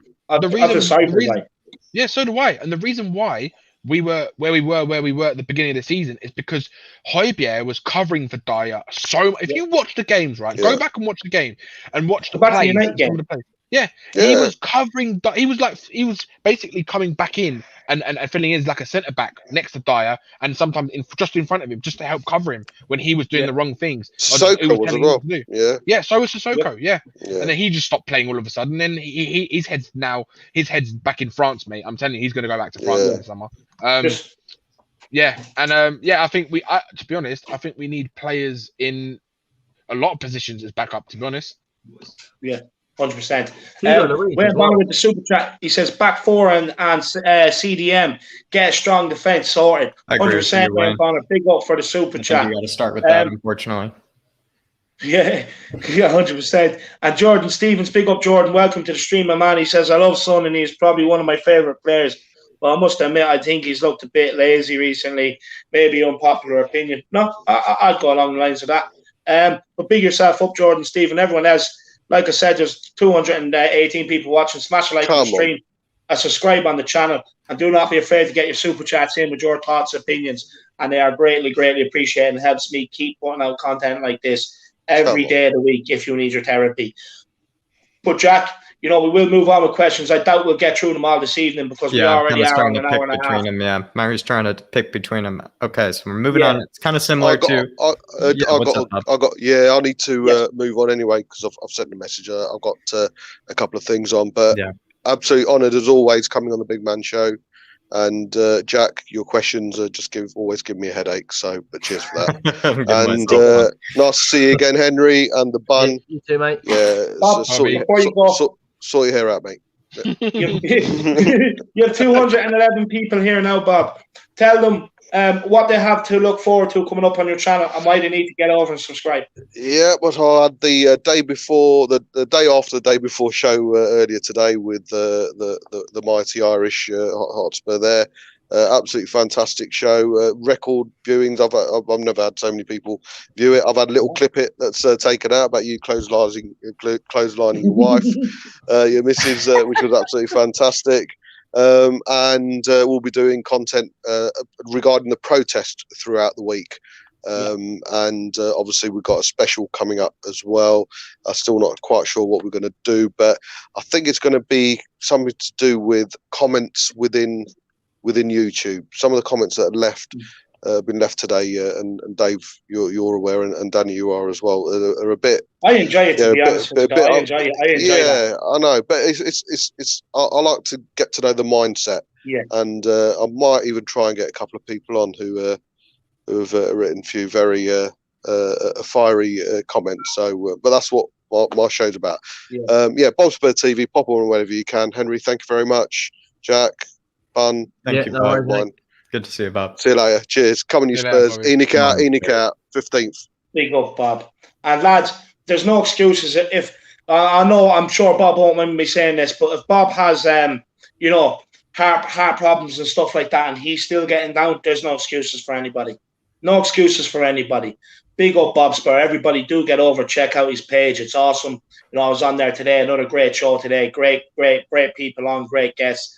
and you won't regret it. The Harris Army, you know what to do. Let's get over to Bob Spur and give him another 20 subs. And before we move on with another couple of questions, we have Will Stewart, THFC Rant, says, how come no half-time show? Cheapskate Levy. Or the Tottenham dancers. 100%, 100. Yeah. You know, why not walk out Adele and Dizzy Rascal to do a tune there at half-time? You know, big up, Will. And Osma says, if Bielsa comes in, Levy won't even buy anyone for the next 5 years. Expect no win, but only top 4 and make profit. Need 3 runners like Mason, Mount and Pulisic. Yeah, 100%. I agree with that. Even by anyone for the next 5 years, expect not to win, only top 4 and make profit. Yeah, 100%, Osmo. I'd agree with everything else you say there. We need runners in the team. I agree with you about if we don't buy anyone for the next 5 years, expect to win, but only top 4. If even awesome, that's the only thing I don't agree with. If we don't, no, top 4 is in real jeopardy right now, my man. You know, but big up for the super chat, guys. But Jack, let's fire away with more questions, man. Let's fire away. So the next one is kind of similar to the last questions in terms of, you know, what type of players can, you know, we best fill as quality backups or just in the squad in general. So for this one is, what type of player can adapt smoother to the Premier League than others? And what type of player could adapt smoother, so to speak, to the toxicity of Tottenham than others? Do you want me to go first? Yeah. Player is suited for the Premier League and maybe this kind of atmosphere. So what sort of player can adapt quicker to the Premier League? Simple. Buy a player from a Premier League team. That's the simplest answer you can possibly get. However, I do think this is overlooked a little bit. You know, we look at players, if we buy someone from the Serie A, La Liga, the Bundesliga, you know, even America, football is football. The culture is different. You know, it took Ndombele an entire year to start playing and putting in good performances. But other players adapt differently. You know, Sergio Aguero, remember his debut against Swansea. Fantastic. I think he got a couple of goals. It all depends on the player's mentality. That's what it comes down to. If they are willing to make the change quickly. When Ronaldo went to Real Madrid, he didn't go, oh, hang on, give me a year to fit in. No, he put 40 goals in his first season. It's down to, and he's got an elite level mentality. We just need players that want to play for the badge. It's as simple as that. To answer any questions with regards to recruitment, if we could have 11 Højbjergs, I'd have 11 Højbjergs.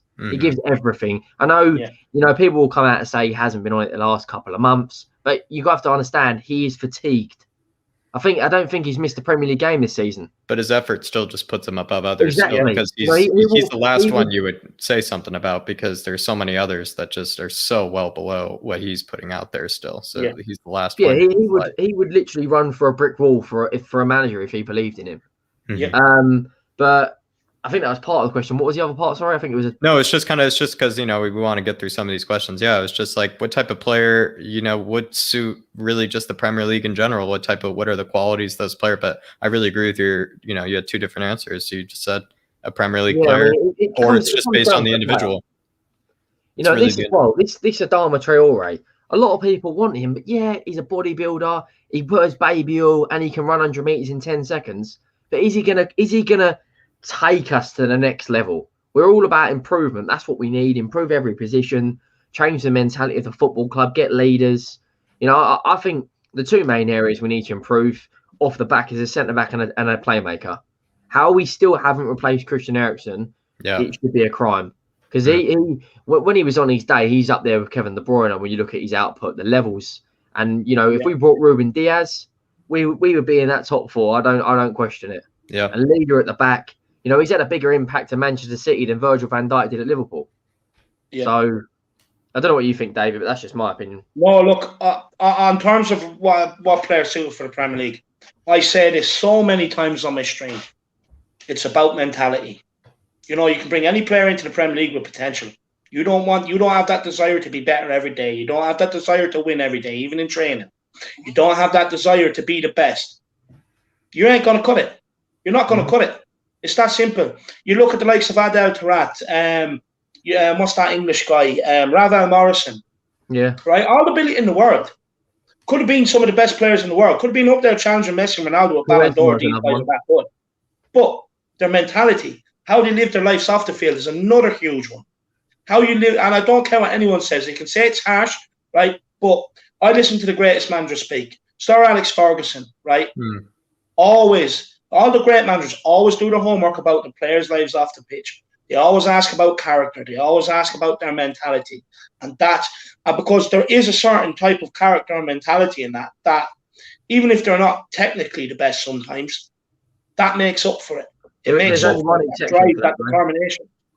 There's only one exception for a player who's had, in the last 20 years or so, it was Ronaldinho.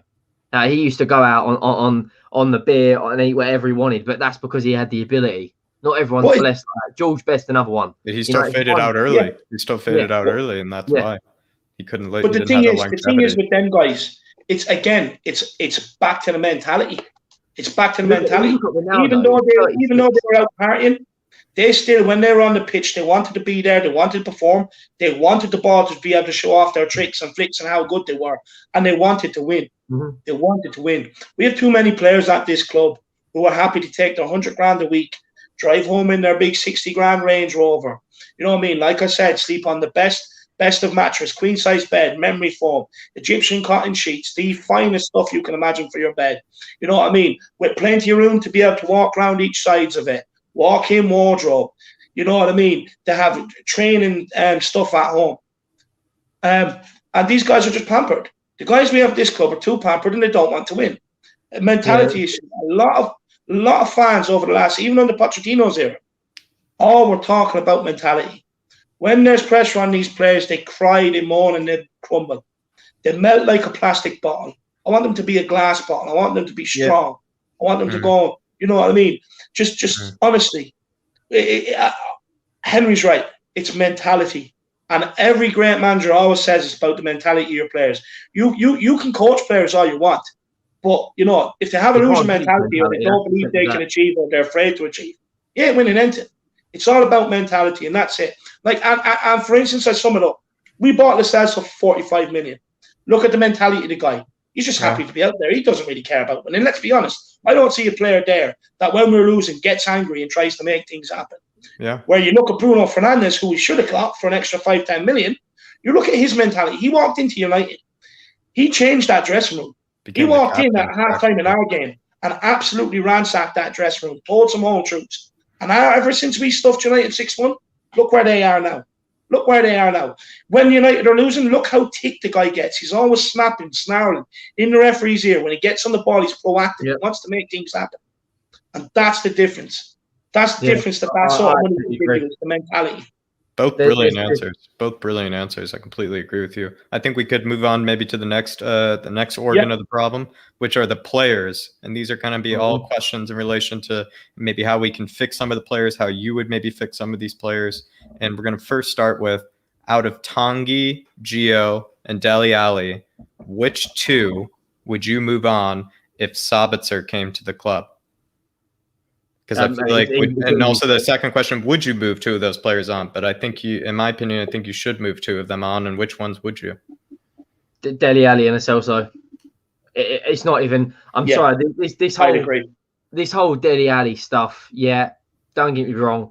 When he comes to the football club, it was a fairy tale, wasn't it? 5 million quid, which in normal terms is an extraordinary amount of money. However, in football terms, it's peanuts. Absolute peanuts. He got MK Dons. Comes in his first season, he sets the Premier League alight, he wins Young Player of the Year and Player of the Year. He scores on his England debut, an absolute worldie, top left like a postage stamp against France. He set it alight. You know, Pochettino become the father to him. That relationship where you confide in your manager as more than a manager.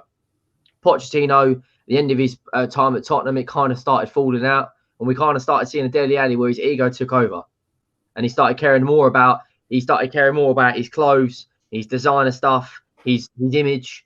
Dele Alli, for me, I don't get this. I mean, this is only my opinion, but at the end of the day, we were just talking about mentality. You look at someone like, I'm a big basketball fan, LeBron James. That's a 1 in a million player, right? Michael Jordan. Dele Alli's not like that. You know, he'd take his 100 grand a week, sit on his Egyptian sheets or whatever, and move on. You need a manager who's going to get the most out of him. And as far as Giovanni Lo Celso, I have no idea what he brings to this football club. 1 goal, 3 assists in 45 games. No one knows his correct position. Is he a 6? Is he an 8? Is he a 10? Is he a box-to-box midfielder? Can he play on the wing? You know, we spent 50 million, including his loan, wages, and everything on him, and he offers nothing. Ndombele, however, if you bring in someone next to him and Højbjerg, you will get the best out of him. He might not provide goals and assists, but he is one of the best players in the league when it comes to that transition between defence and attack. He can drop the shoulder, take on 2 or 3 players. However, I just wish his goal output was better. But with regards to the 3, Lo Celso, Ali, and Ndombele, I'm keeping Ndombele all day long.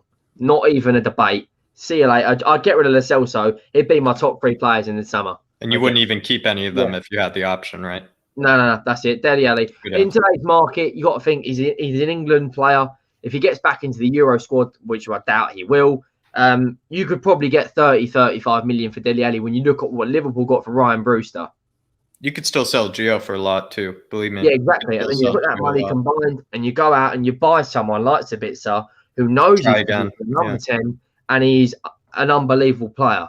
And he can score outside the box. We don't have that in our team. And he's a set-piece specialist as well. That's another player that I'd bring in as well is James Ward-Prowse. Right, and people overlook me a lot. Not a bad partner actually next to Højbjerg. Actually, a lot of people don't look at him. Former partner. Yeah, exactly. James Ward-Prowse can play every position. He can play left back, right back, centre mid, centre CDM, cam. He's one of the best free kick takers in world football. When you look at his conversion rate, you average. He is the best free kick taker, I think, in world football. There you go. Yeah. You average 8 to 15 goals a season or something like that in all competition from set pieces.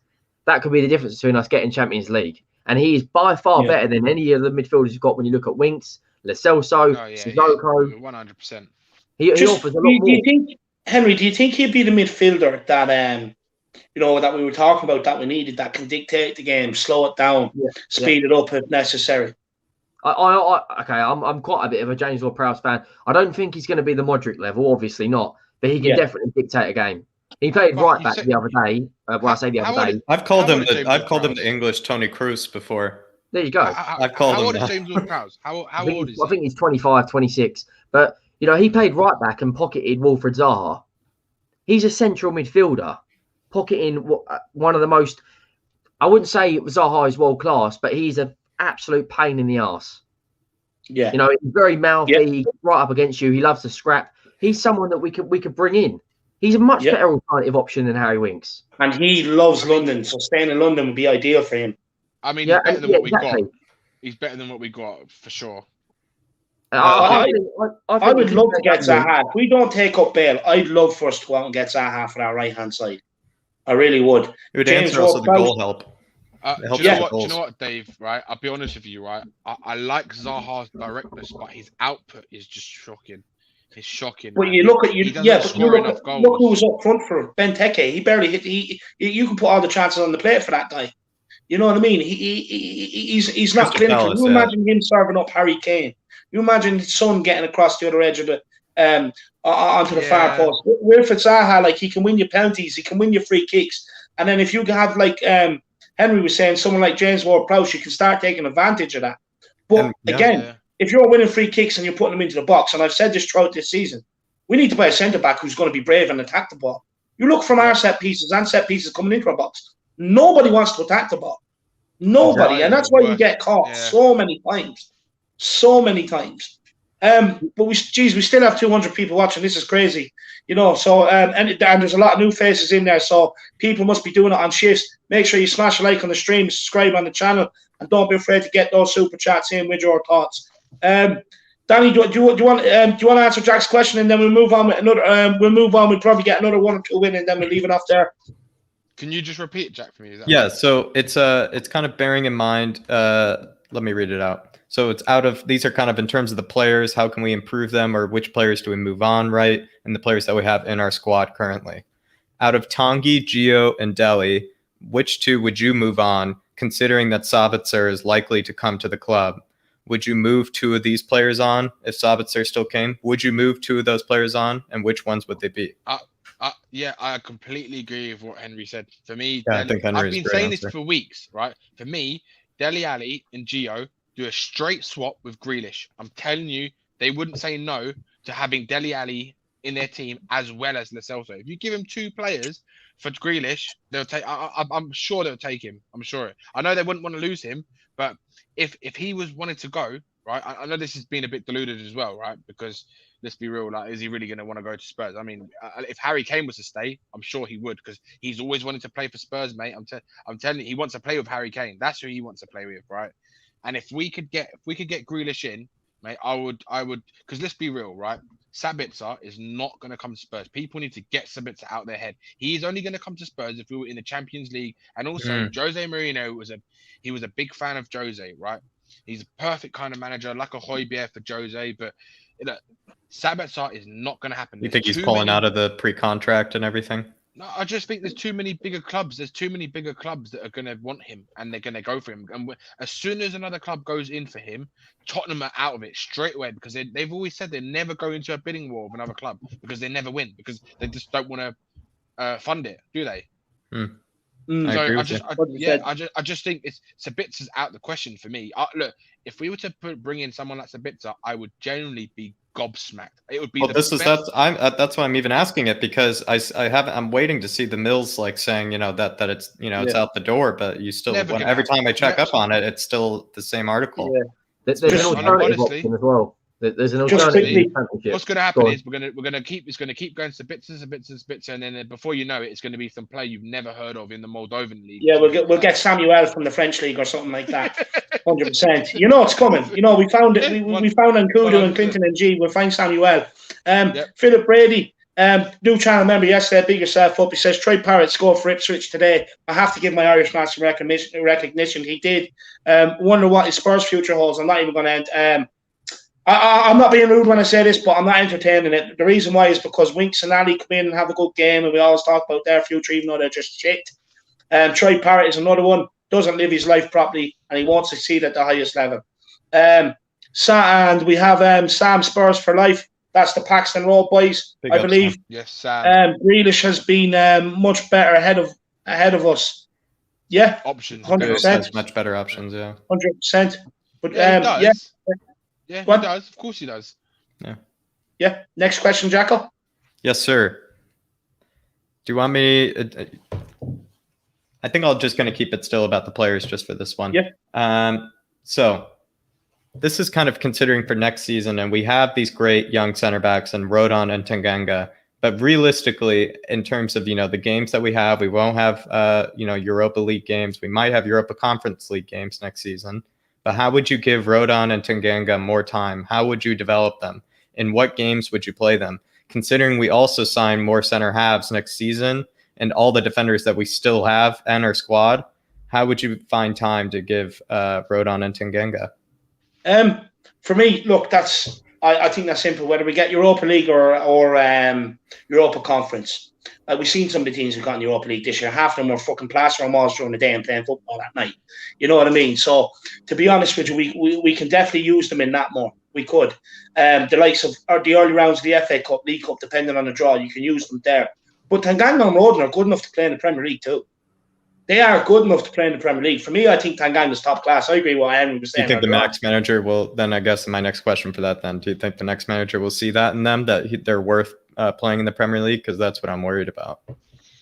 Well, see, it all depends what sort of, obviously, look, so if we bring in 2 centre-halves, they're probably, and they have to be world-class, they'll probably form a centre-back partnership. Right. But any manager looking at it from the outside in, you look at Rodon's performances this year. Now, I was a huge skeptic of throwing him in. But in fairness to the guy, at times he's looked like our most experienced defender.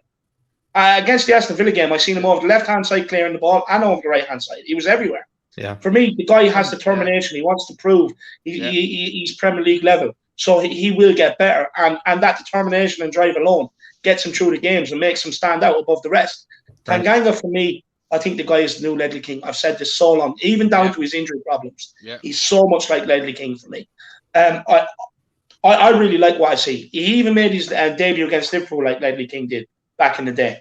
And to throw him in the deep end and have such a good game like that, then, that season he played out a right back against Middlesbrough. He was the best player on the pitch.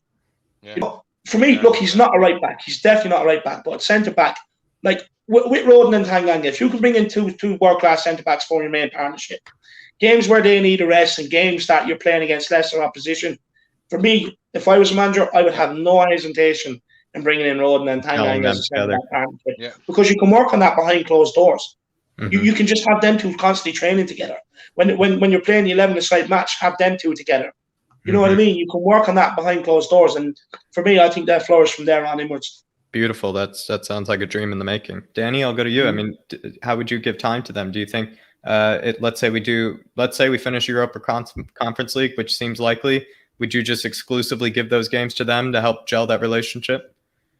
Yeah, definitely. I think I agree with what David is saying. I think you have to use a lot more youngsters in the Conference League, for example. Like I said before, I want to see Lavinia, I want to see Churkin play, I want to see Toby and Rodon form that part.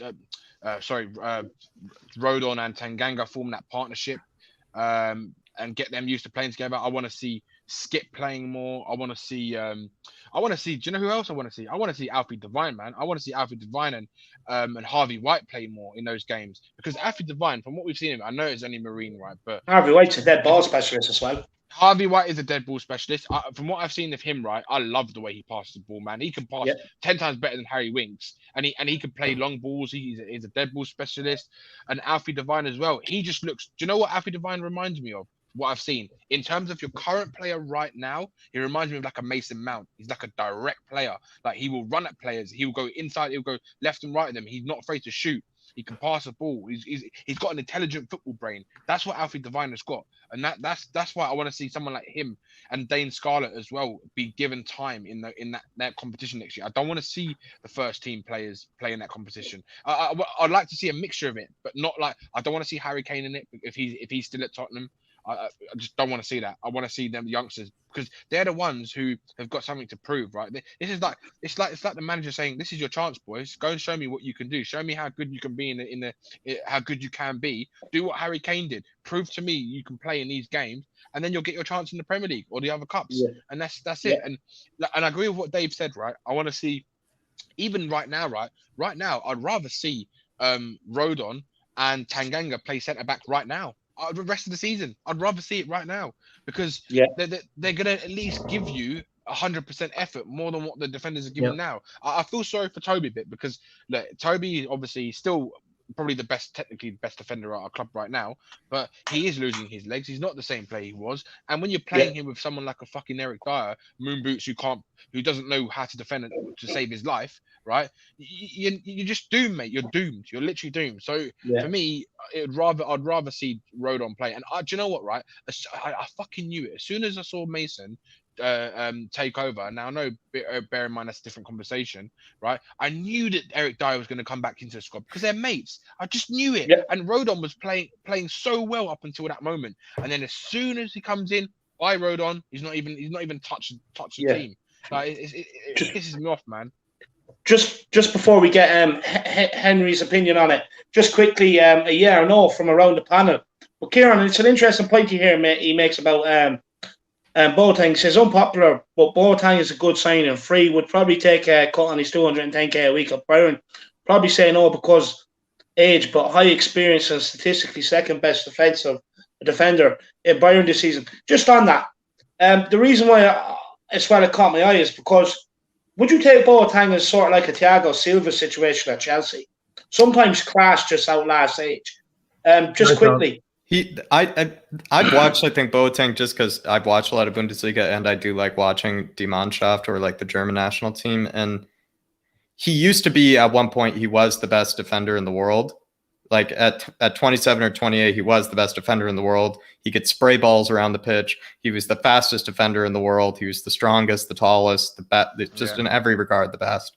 But it just really quickly, in his injury-prone nature, he just lost a lot of his ability that he used to have, and he's nowhere near the player that he used to be. Like, I'm not kidding, nowhere near the player he used to be. And with Bayern, he still has had so many injury troubles. There's so many games where I've watched him this year where he just comes off in the 60th minute, comes off in the 70th minute, and then shows up the next week, and it's just, he's had a recent thing with his girlfriend. I'm not even kidding, like his girlfriend, I think she actually ended her own life recently. It's like he's going through a lot of issues, and he's kind of like Dele in a way. I hate to say it. He's a true professional in comparison to Dele, but he's really interested in his stuff outside of football. He has fashion brands. He goes to the US all the time. He has a bunch of friends in the US. He's just kind of, I don't think he's the true professional like maybe Thiago Silva is. I think he just has a bunch of other interests. Everybody else, quickly let us know in the comments, yes or no, or even in the super chat if you feel like it. Would you take Boateng this summer? It gives us a bit of depth there. We already have Roden and Tanganga, and then it probably means we could get away with playing one centre back. He would be maybe a better one. If in terms of what Toby offers us in experience, he might actually be even better than Toby in that regard. But can I add my say to this, right? Yeah. If you can get him on a pay-as-you-play, right, I'd say take the deal. Pay-as-you-play. And that's like not even high wages. Because if you offer him someone like him 150 grand a week, you know what's going to happen with Spurs. Spurs are going to fucking Spurs him up as well. And then he'll be injured like Lamella for the whole season. Because last season, right, he was actually playing quite well, wasn't he? I don't know if you from what you saw, Jack, but from what I saw of him, he was actually one of their better defenders last season. Not last season, this season.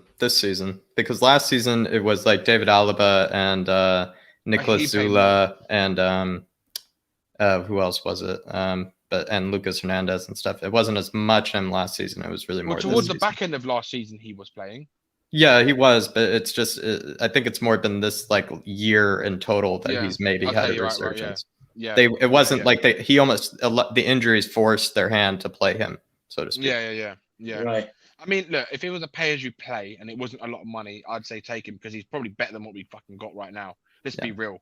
Look who we've got. We've got fucking Eric Moonboots Dyer, who doesn't know what a defensive positioning is. Doesn't know anything. He doesn't know how to defend. He doesn't know how to kick a ball. He doesn't know. He can't even clear a ball. Like he's got nothing to him, literally, apart from a big forehead. That is it. That is literally it. Right? You've got Davinson Sanchez, who prefers falling flat on the floor rather than standing up. He ball watches more than anyone I've ever seen before. Right?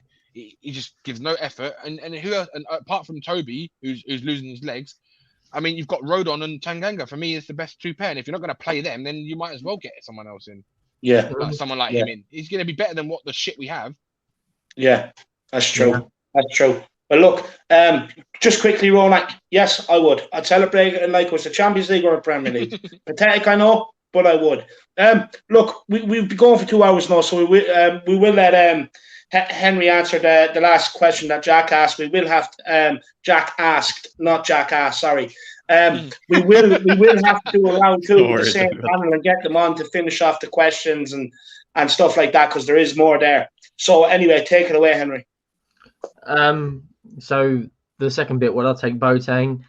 I probably wouldn't. I thought Messi ended his career. Simple as that. Messi put him on the floor. He got injured. Hasn't been the same since. Mbappe did recently too. Yeah, he has been. He has recovered, and he has actually done. He did quite well in the Champions League. And he's done quite well for Bayern Munich. But with the injuries and the wages side of things, he'd be our highest paid defender. So for me, it doesn't make sense. I'd rather go out, buy someone like Ruben Diaz. There's a lot of talent in Brazil. For the likes of Flamengo, the Corinthians, go in there with a small, Luis Campos, someone say, right, Brazil's your area, or the Netherlands. There's a lot of target in Eredivisie. Even players in like in the Liga NOS in Portugal. Ruben Diaz and Bruno Fernandes come from over there. There's a lot of talent. I'd even take Pepe, the Portuguese centre-back, leader. I'd rather take him over Boateng. I'd actually rather take Pepe, and that sounds ridiculous, but I'd rather would. Back. And with regards to the first point, how would you get more game time out of Rodon and Tanganga? Simple. Sell Dyer and Sanchez. Then bring in someone else from the academy, because those two, that when they played together, Sanchez got made into a meme on the Man City game when he fell on his face, and Eric Dyer has cost us 15 points. 15 points. Oh, he's cost us this season. That when he got outjumped by Carvalho against Fulham, when he fouled Timo Werner and Chelsea got the penalty, when he got outjumped by Firmino in the Liverpool penalty area, that's 9 points off the top of my head. He is not a good footballer. Get him out. Get Sanchez out. Get new centre backs in. even promote Tanganga to the actual starting position with Roden. Play all of our Eldin Cup games. He's still going to put a solid shift in. You know, Lord of the Pings can still spray a 50-yard pass. But we need major surgery, and it's not just the centre backs. There's a lot of positions. Even a backup goalkeeper. Joe Hart let his hands. He had some absolute shambolic performances in the Europa League. Who was it? Was it even Wolfsburg too, or like it might have been Zagreb? Yeah. I know it was Zagreb too, but it was Wolfsburg too. There was like one player that decided to take a crack at him from like 40 yards, and he looked like scared, like he actually took a dyer in his pants from the ball, and it was just like, this is just a Wolfsburg. That was when we played. It was the 8th division team we played, and he hit the crossbar. He didn't even dive for it. The Wolfsberger team, right? I think it was a Wolfsberger team. It was just some nobody who just decided to take a hit on him, and he like absolutely looked terrified, like he hadn't seen a shot in months, like taking on him or something. Oh yeah, it was just it's just shocking. There's a few teams. There was another one in even Marine, right? Marine almost had one. Marine that's what I was talking about when he jumped back and was like, "Oh shit!" We need serious surgery in a lot of positions. Yeah. 100%. Well, look, lads, we are going to end off there. We've been going 2 hours, 4 minutes now. But look, while I go around, let everybody plug what they want to plug. There's still 197 years watching 20 to 12 in the evening. So fair play to you, especially on a Sunday evening. Make sure you do smash a like on the stream, subscribe on the channel, and why not throw in a super chat or two to show your appreciation for the show. But we'll start with Jack and we'll work our way around. Jack, everybody know where they can find you if they need you. But not too much next season because I have plans for Jack next season. You can find me over at Tottenham Away with Brian Daigle, Brian Ireland, Stellan Shy. I'm a host of the show on Friday nights with them called Jack Knows What. If you want to get into some really statistical heavy stuff or some kind of random thing that I found out about the team this week. And you can find us over at Tottenham Away for plenty of shows every week. And please give David a subscribe here. He's always putting us on his channel. He's always giving us a voice. He's always helping out his fan base. So please give him a super chat when you can, if you can, and please just support his channel. Thank you so much, Jack. Thank you so much. But look, I encourage everybody, get over and get Jack on your show. He's a very knowledgeable guy and he's a great asset to anybody. But Jack, like I said, not too many shows because you know what we have planned next season, lads. So we can't do it too much, my man. Henry, why don't you let everybody know where they can find you, man? Yeah, so it's YouTube, Twitter, Instagram. It's Henry Wright TV. Putting out a lot of content. We do the weekly show, the THFC show, which is myself, Cenk, which is Cenk Spurs, Toby, Tapping Tobes, and Fuad. We do our little where we review the latest news, reactions, matches, everything like that. But yeah, once again, thanks for letting me on. Make sure everyone in the chat, 190, smash the subscribe button to every channel here, but especially David, grinds, putting out content. And it's not easy as well. Like if you actually do a 9 to 5 job and do this, it is like having 2 jobs because you've got to plan the show. It looks like from a viewer, you just watch him, but it's all the planning that goes into it, talking about the topics, the thumbnail. It is a lot of work. But yeah, thanks for having me on, mate. Appreciate that. No, I appreciate it. Just quickly, how many subs you on, man? 1,369. Right, well, we're not ending the show until we get to 1,400. The Harris Army, you know what to do. We've already shown the power to the likes of Bob Spur, Will Stewart, Paxton Road TV, channels like that.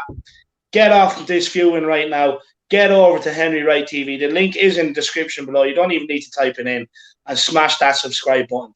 Let's show him the power of the Harris Army and let's show him how much we appreciate his thoughts here as well. Danny, my man, where can everybody find you, lad?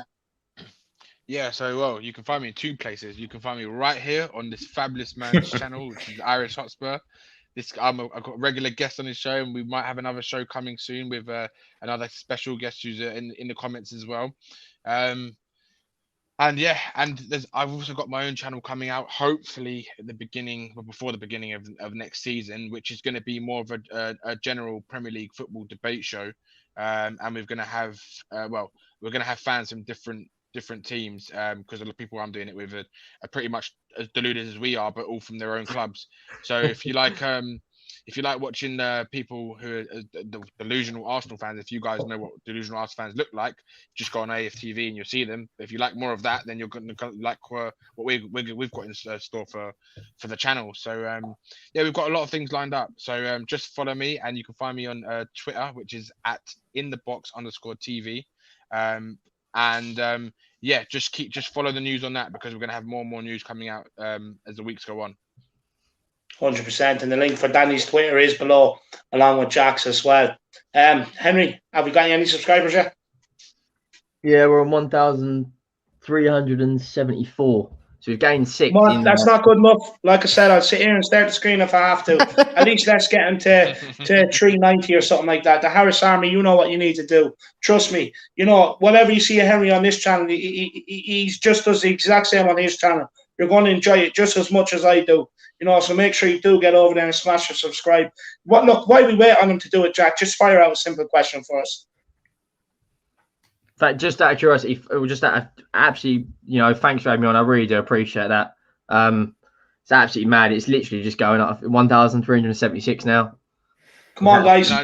Everyone needs to do it, because this guy, Henry Wright, I watch him as well regularly, and he's got his stuff is great. And the characters they've got on their shows, you need to actually get on his channels, hit that like, hit that subscribe right now, everyone. Please, you need to do this, because watch the THS show.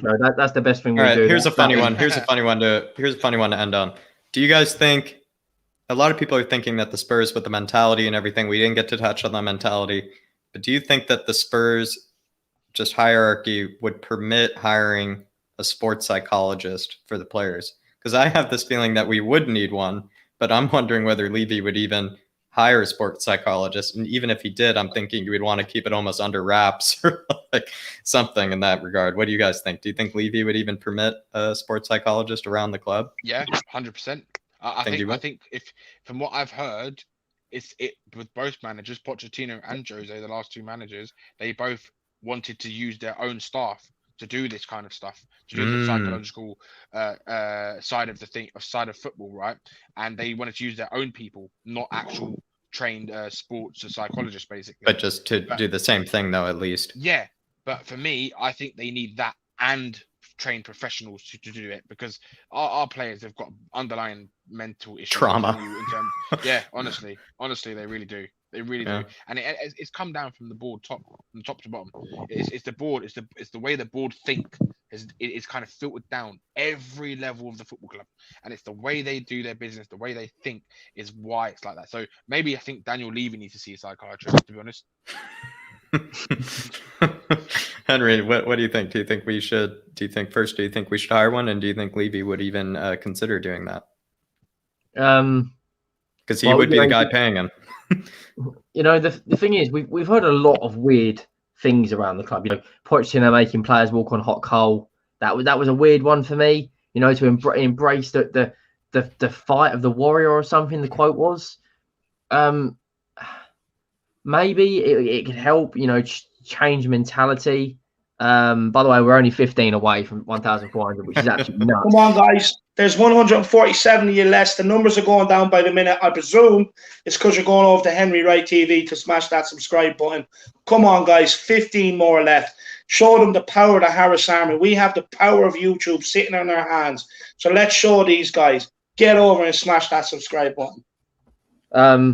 Yeah, I mean, the support is absolutely ridiculous at the moment, but I guess it could help. But it's like at work. If your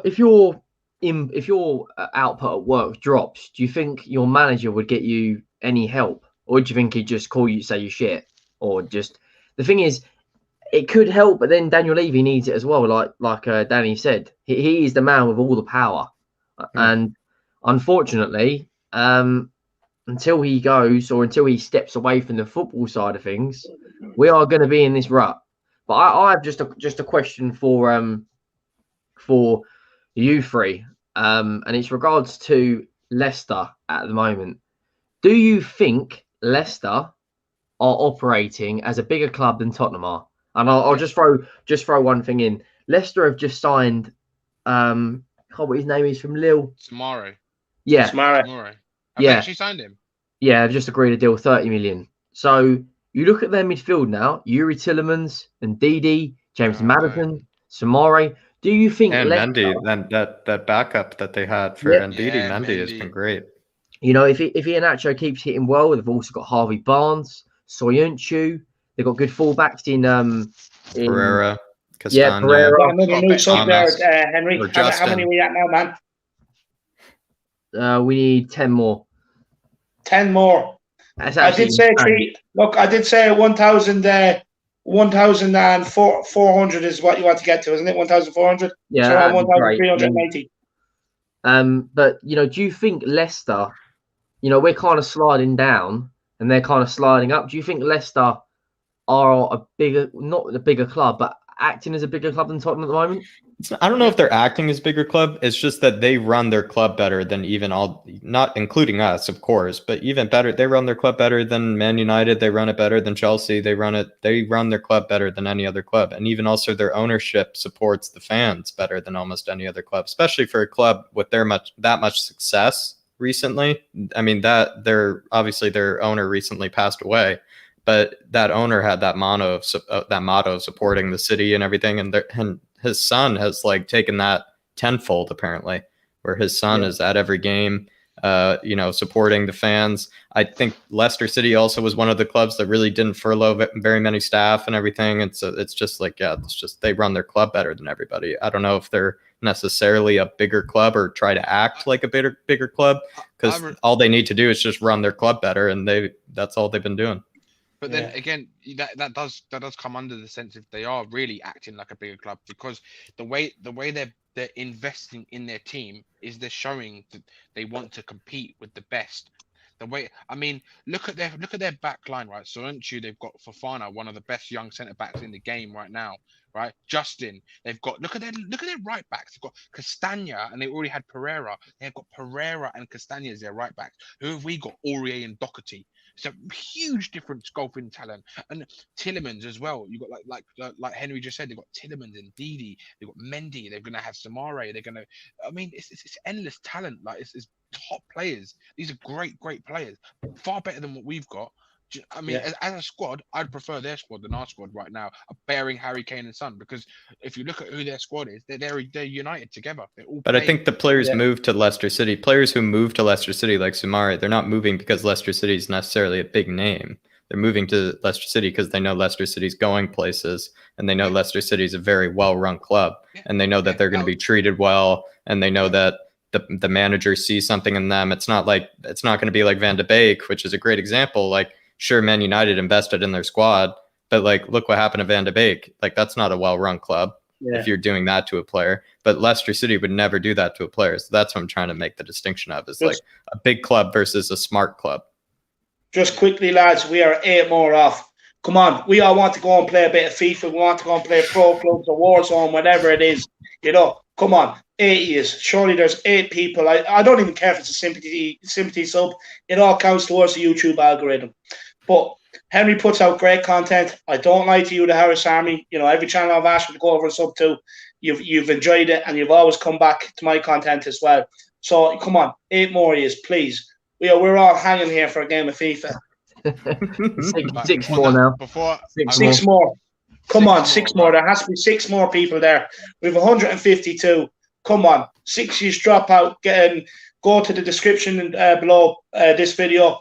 Get on the link for Henry Wright's channel, and make sure you do subscribe to it. Come on, we just need 6. Come on. The Harris Army, show the power. That comment just quickly from Mako80. Spurs are a bigger club than Leicester. It's just they invest in the squad and give the power to the manager so he can die by his own sword. That is absolutely spot on. That is very, very factual in every word. It's just with Daniel Levy, he's just got to step away from the footballing thing. We are 4 away, by the way. Come on, 4 people. I want to see this drop from 149 down to 140. Sorry, I failed maths in school. 146. No, 145. Come on, guys, you can do this. It's too late. You see why I failed maths in school now, can't you? Come on. Surely we're there, Henry. Surely. 2 more.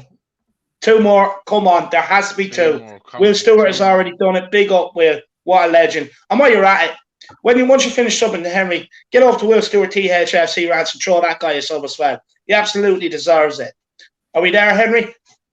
One sub. One more. There's someone holding out because they love the show too much. But please release me to go and play a bit of FIFA and the boys. We need that one sub. Release me. He's still one sub. It's just sitting there. Come on, there's Jack Northfield, I'm looking at you. Glenn's already done it. Ronak, Mr. Edwardson. There's a lot of you calling out now. Get over there. Kieran and Daniela Stewart is there as well. You know, Will Stewart has already done it. He's already done it. Get over and follow his lead. Come on, Henry. Surely we're there now. Yeah, that's it. We hit it. We got it. That is absolutely ridiculous. Like the support. That's the power of the Harris Army. That's what we do around here, Henry. That's the power of the army, the community that we've built here together. This community is not without you guys in the comment section that tune in, week out, and make these sort of incredible things happen. Big yourselves up. Absolutely madness. Like I'm just looking at it. It's at 14. It's gone up to 1,402 now. You know, come on, that's what I'm talking about. Will Stewart, THFC rants with the super chat. Harry, if you need a soccer expert, give me a ring. Big up, Will Stewart. Everybody, big yourselves up, the Harris Army. Everyone's absolutely loving being a part of it. Look, you know, all this Harris Army comments and everything else. You guys are absolutely incredible. You're insane. You are insane. Mr. Edwardson got you over as well. Big up.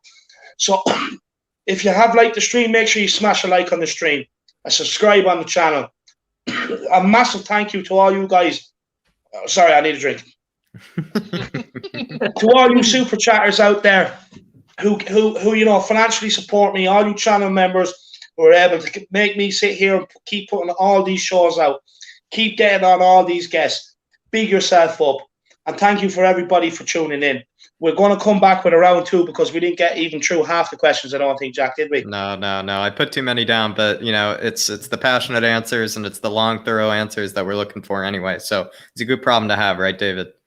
It is. And look, to you, the Harris Army out there, take care. There will be no live stream on my channel tomorrow. Probably Tuesday or Wednesday, the live stream will be back. But you guys out there, take care of yourselves. And I want to see every single one of you back here. The numbers over the last 2 days have been absolutely incredible and insane. Let's keep it up. We'll get through this together. Enoch out, and come on, you Spurs. Come on, you Spurs. Come on, you Spurs. Enoch out. Everywhere we go.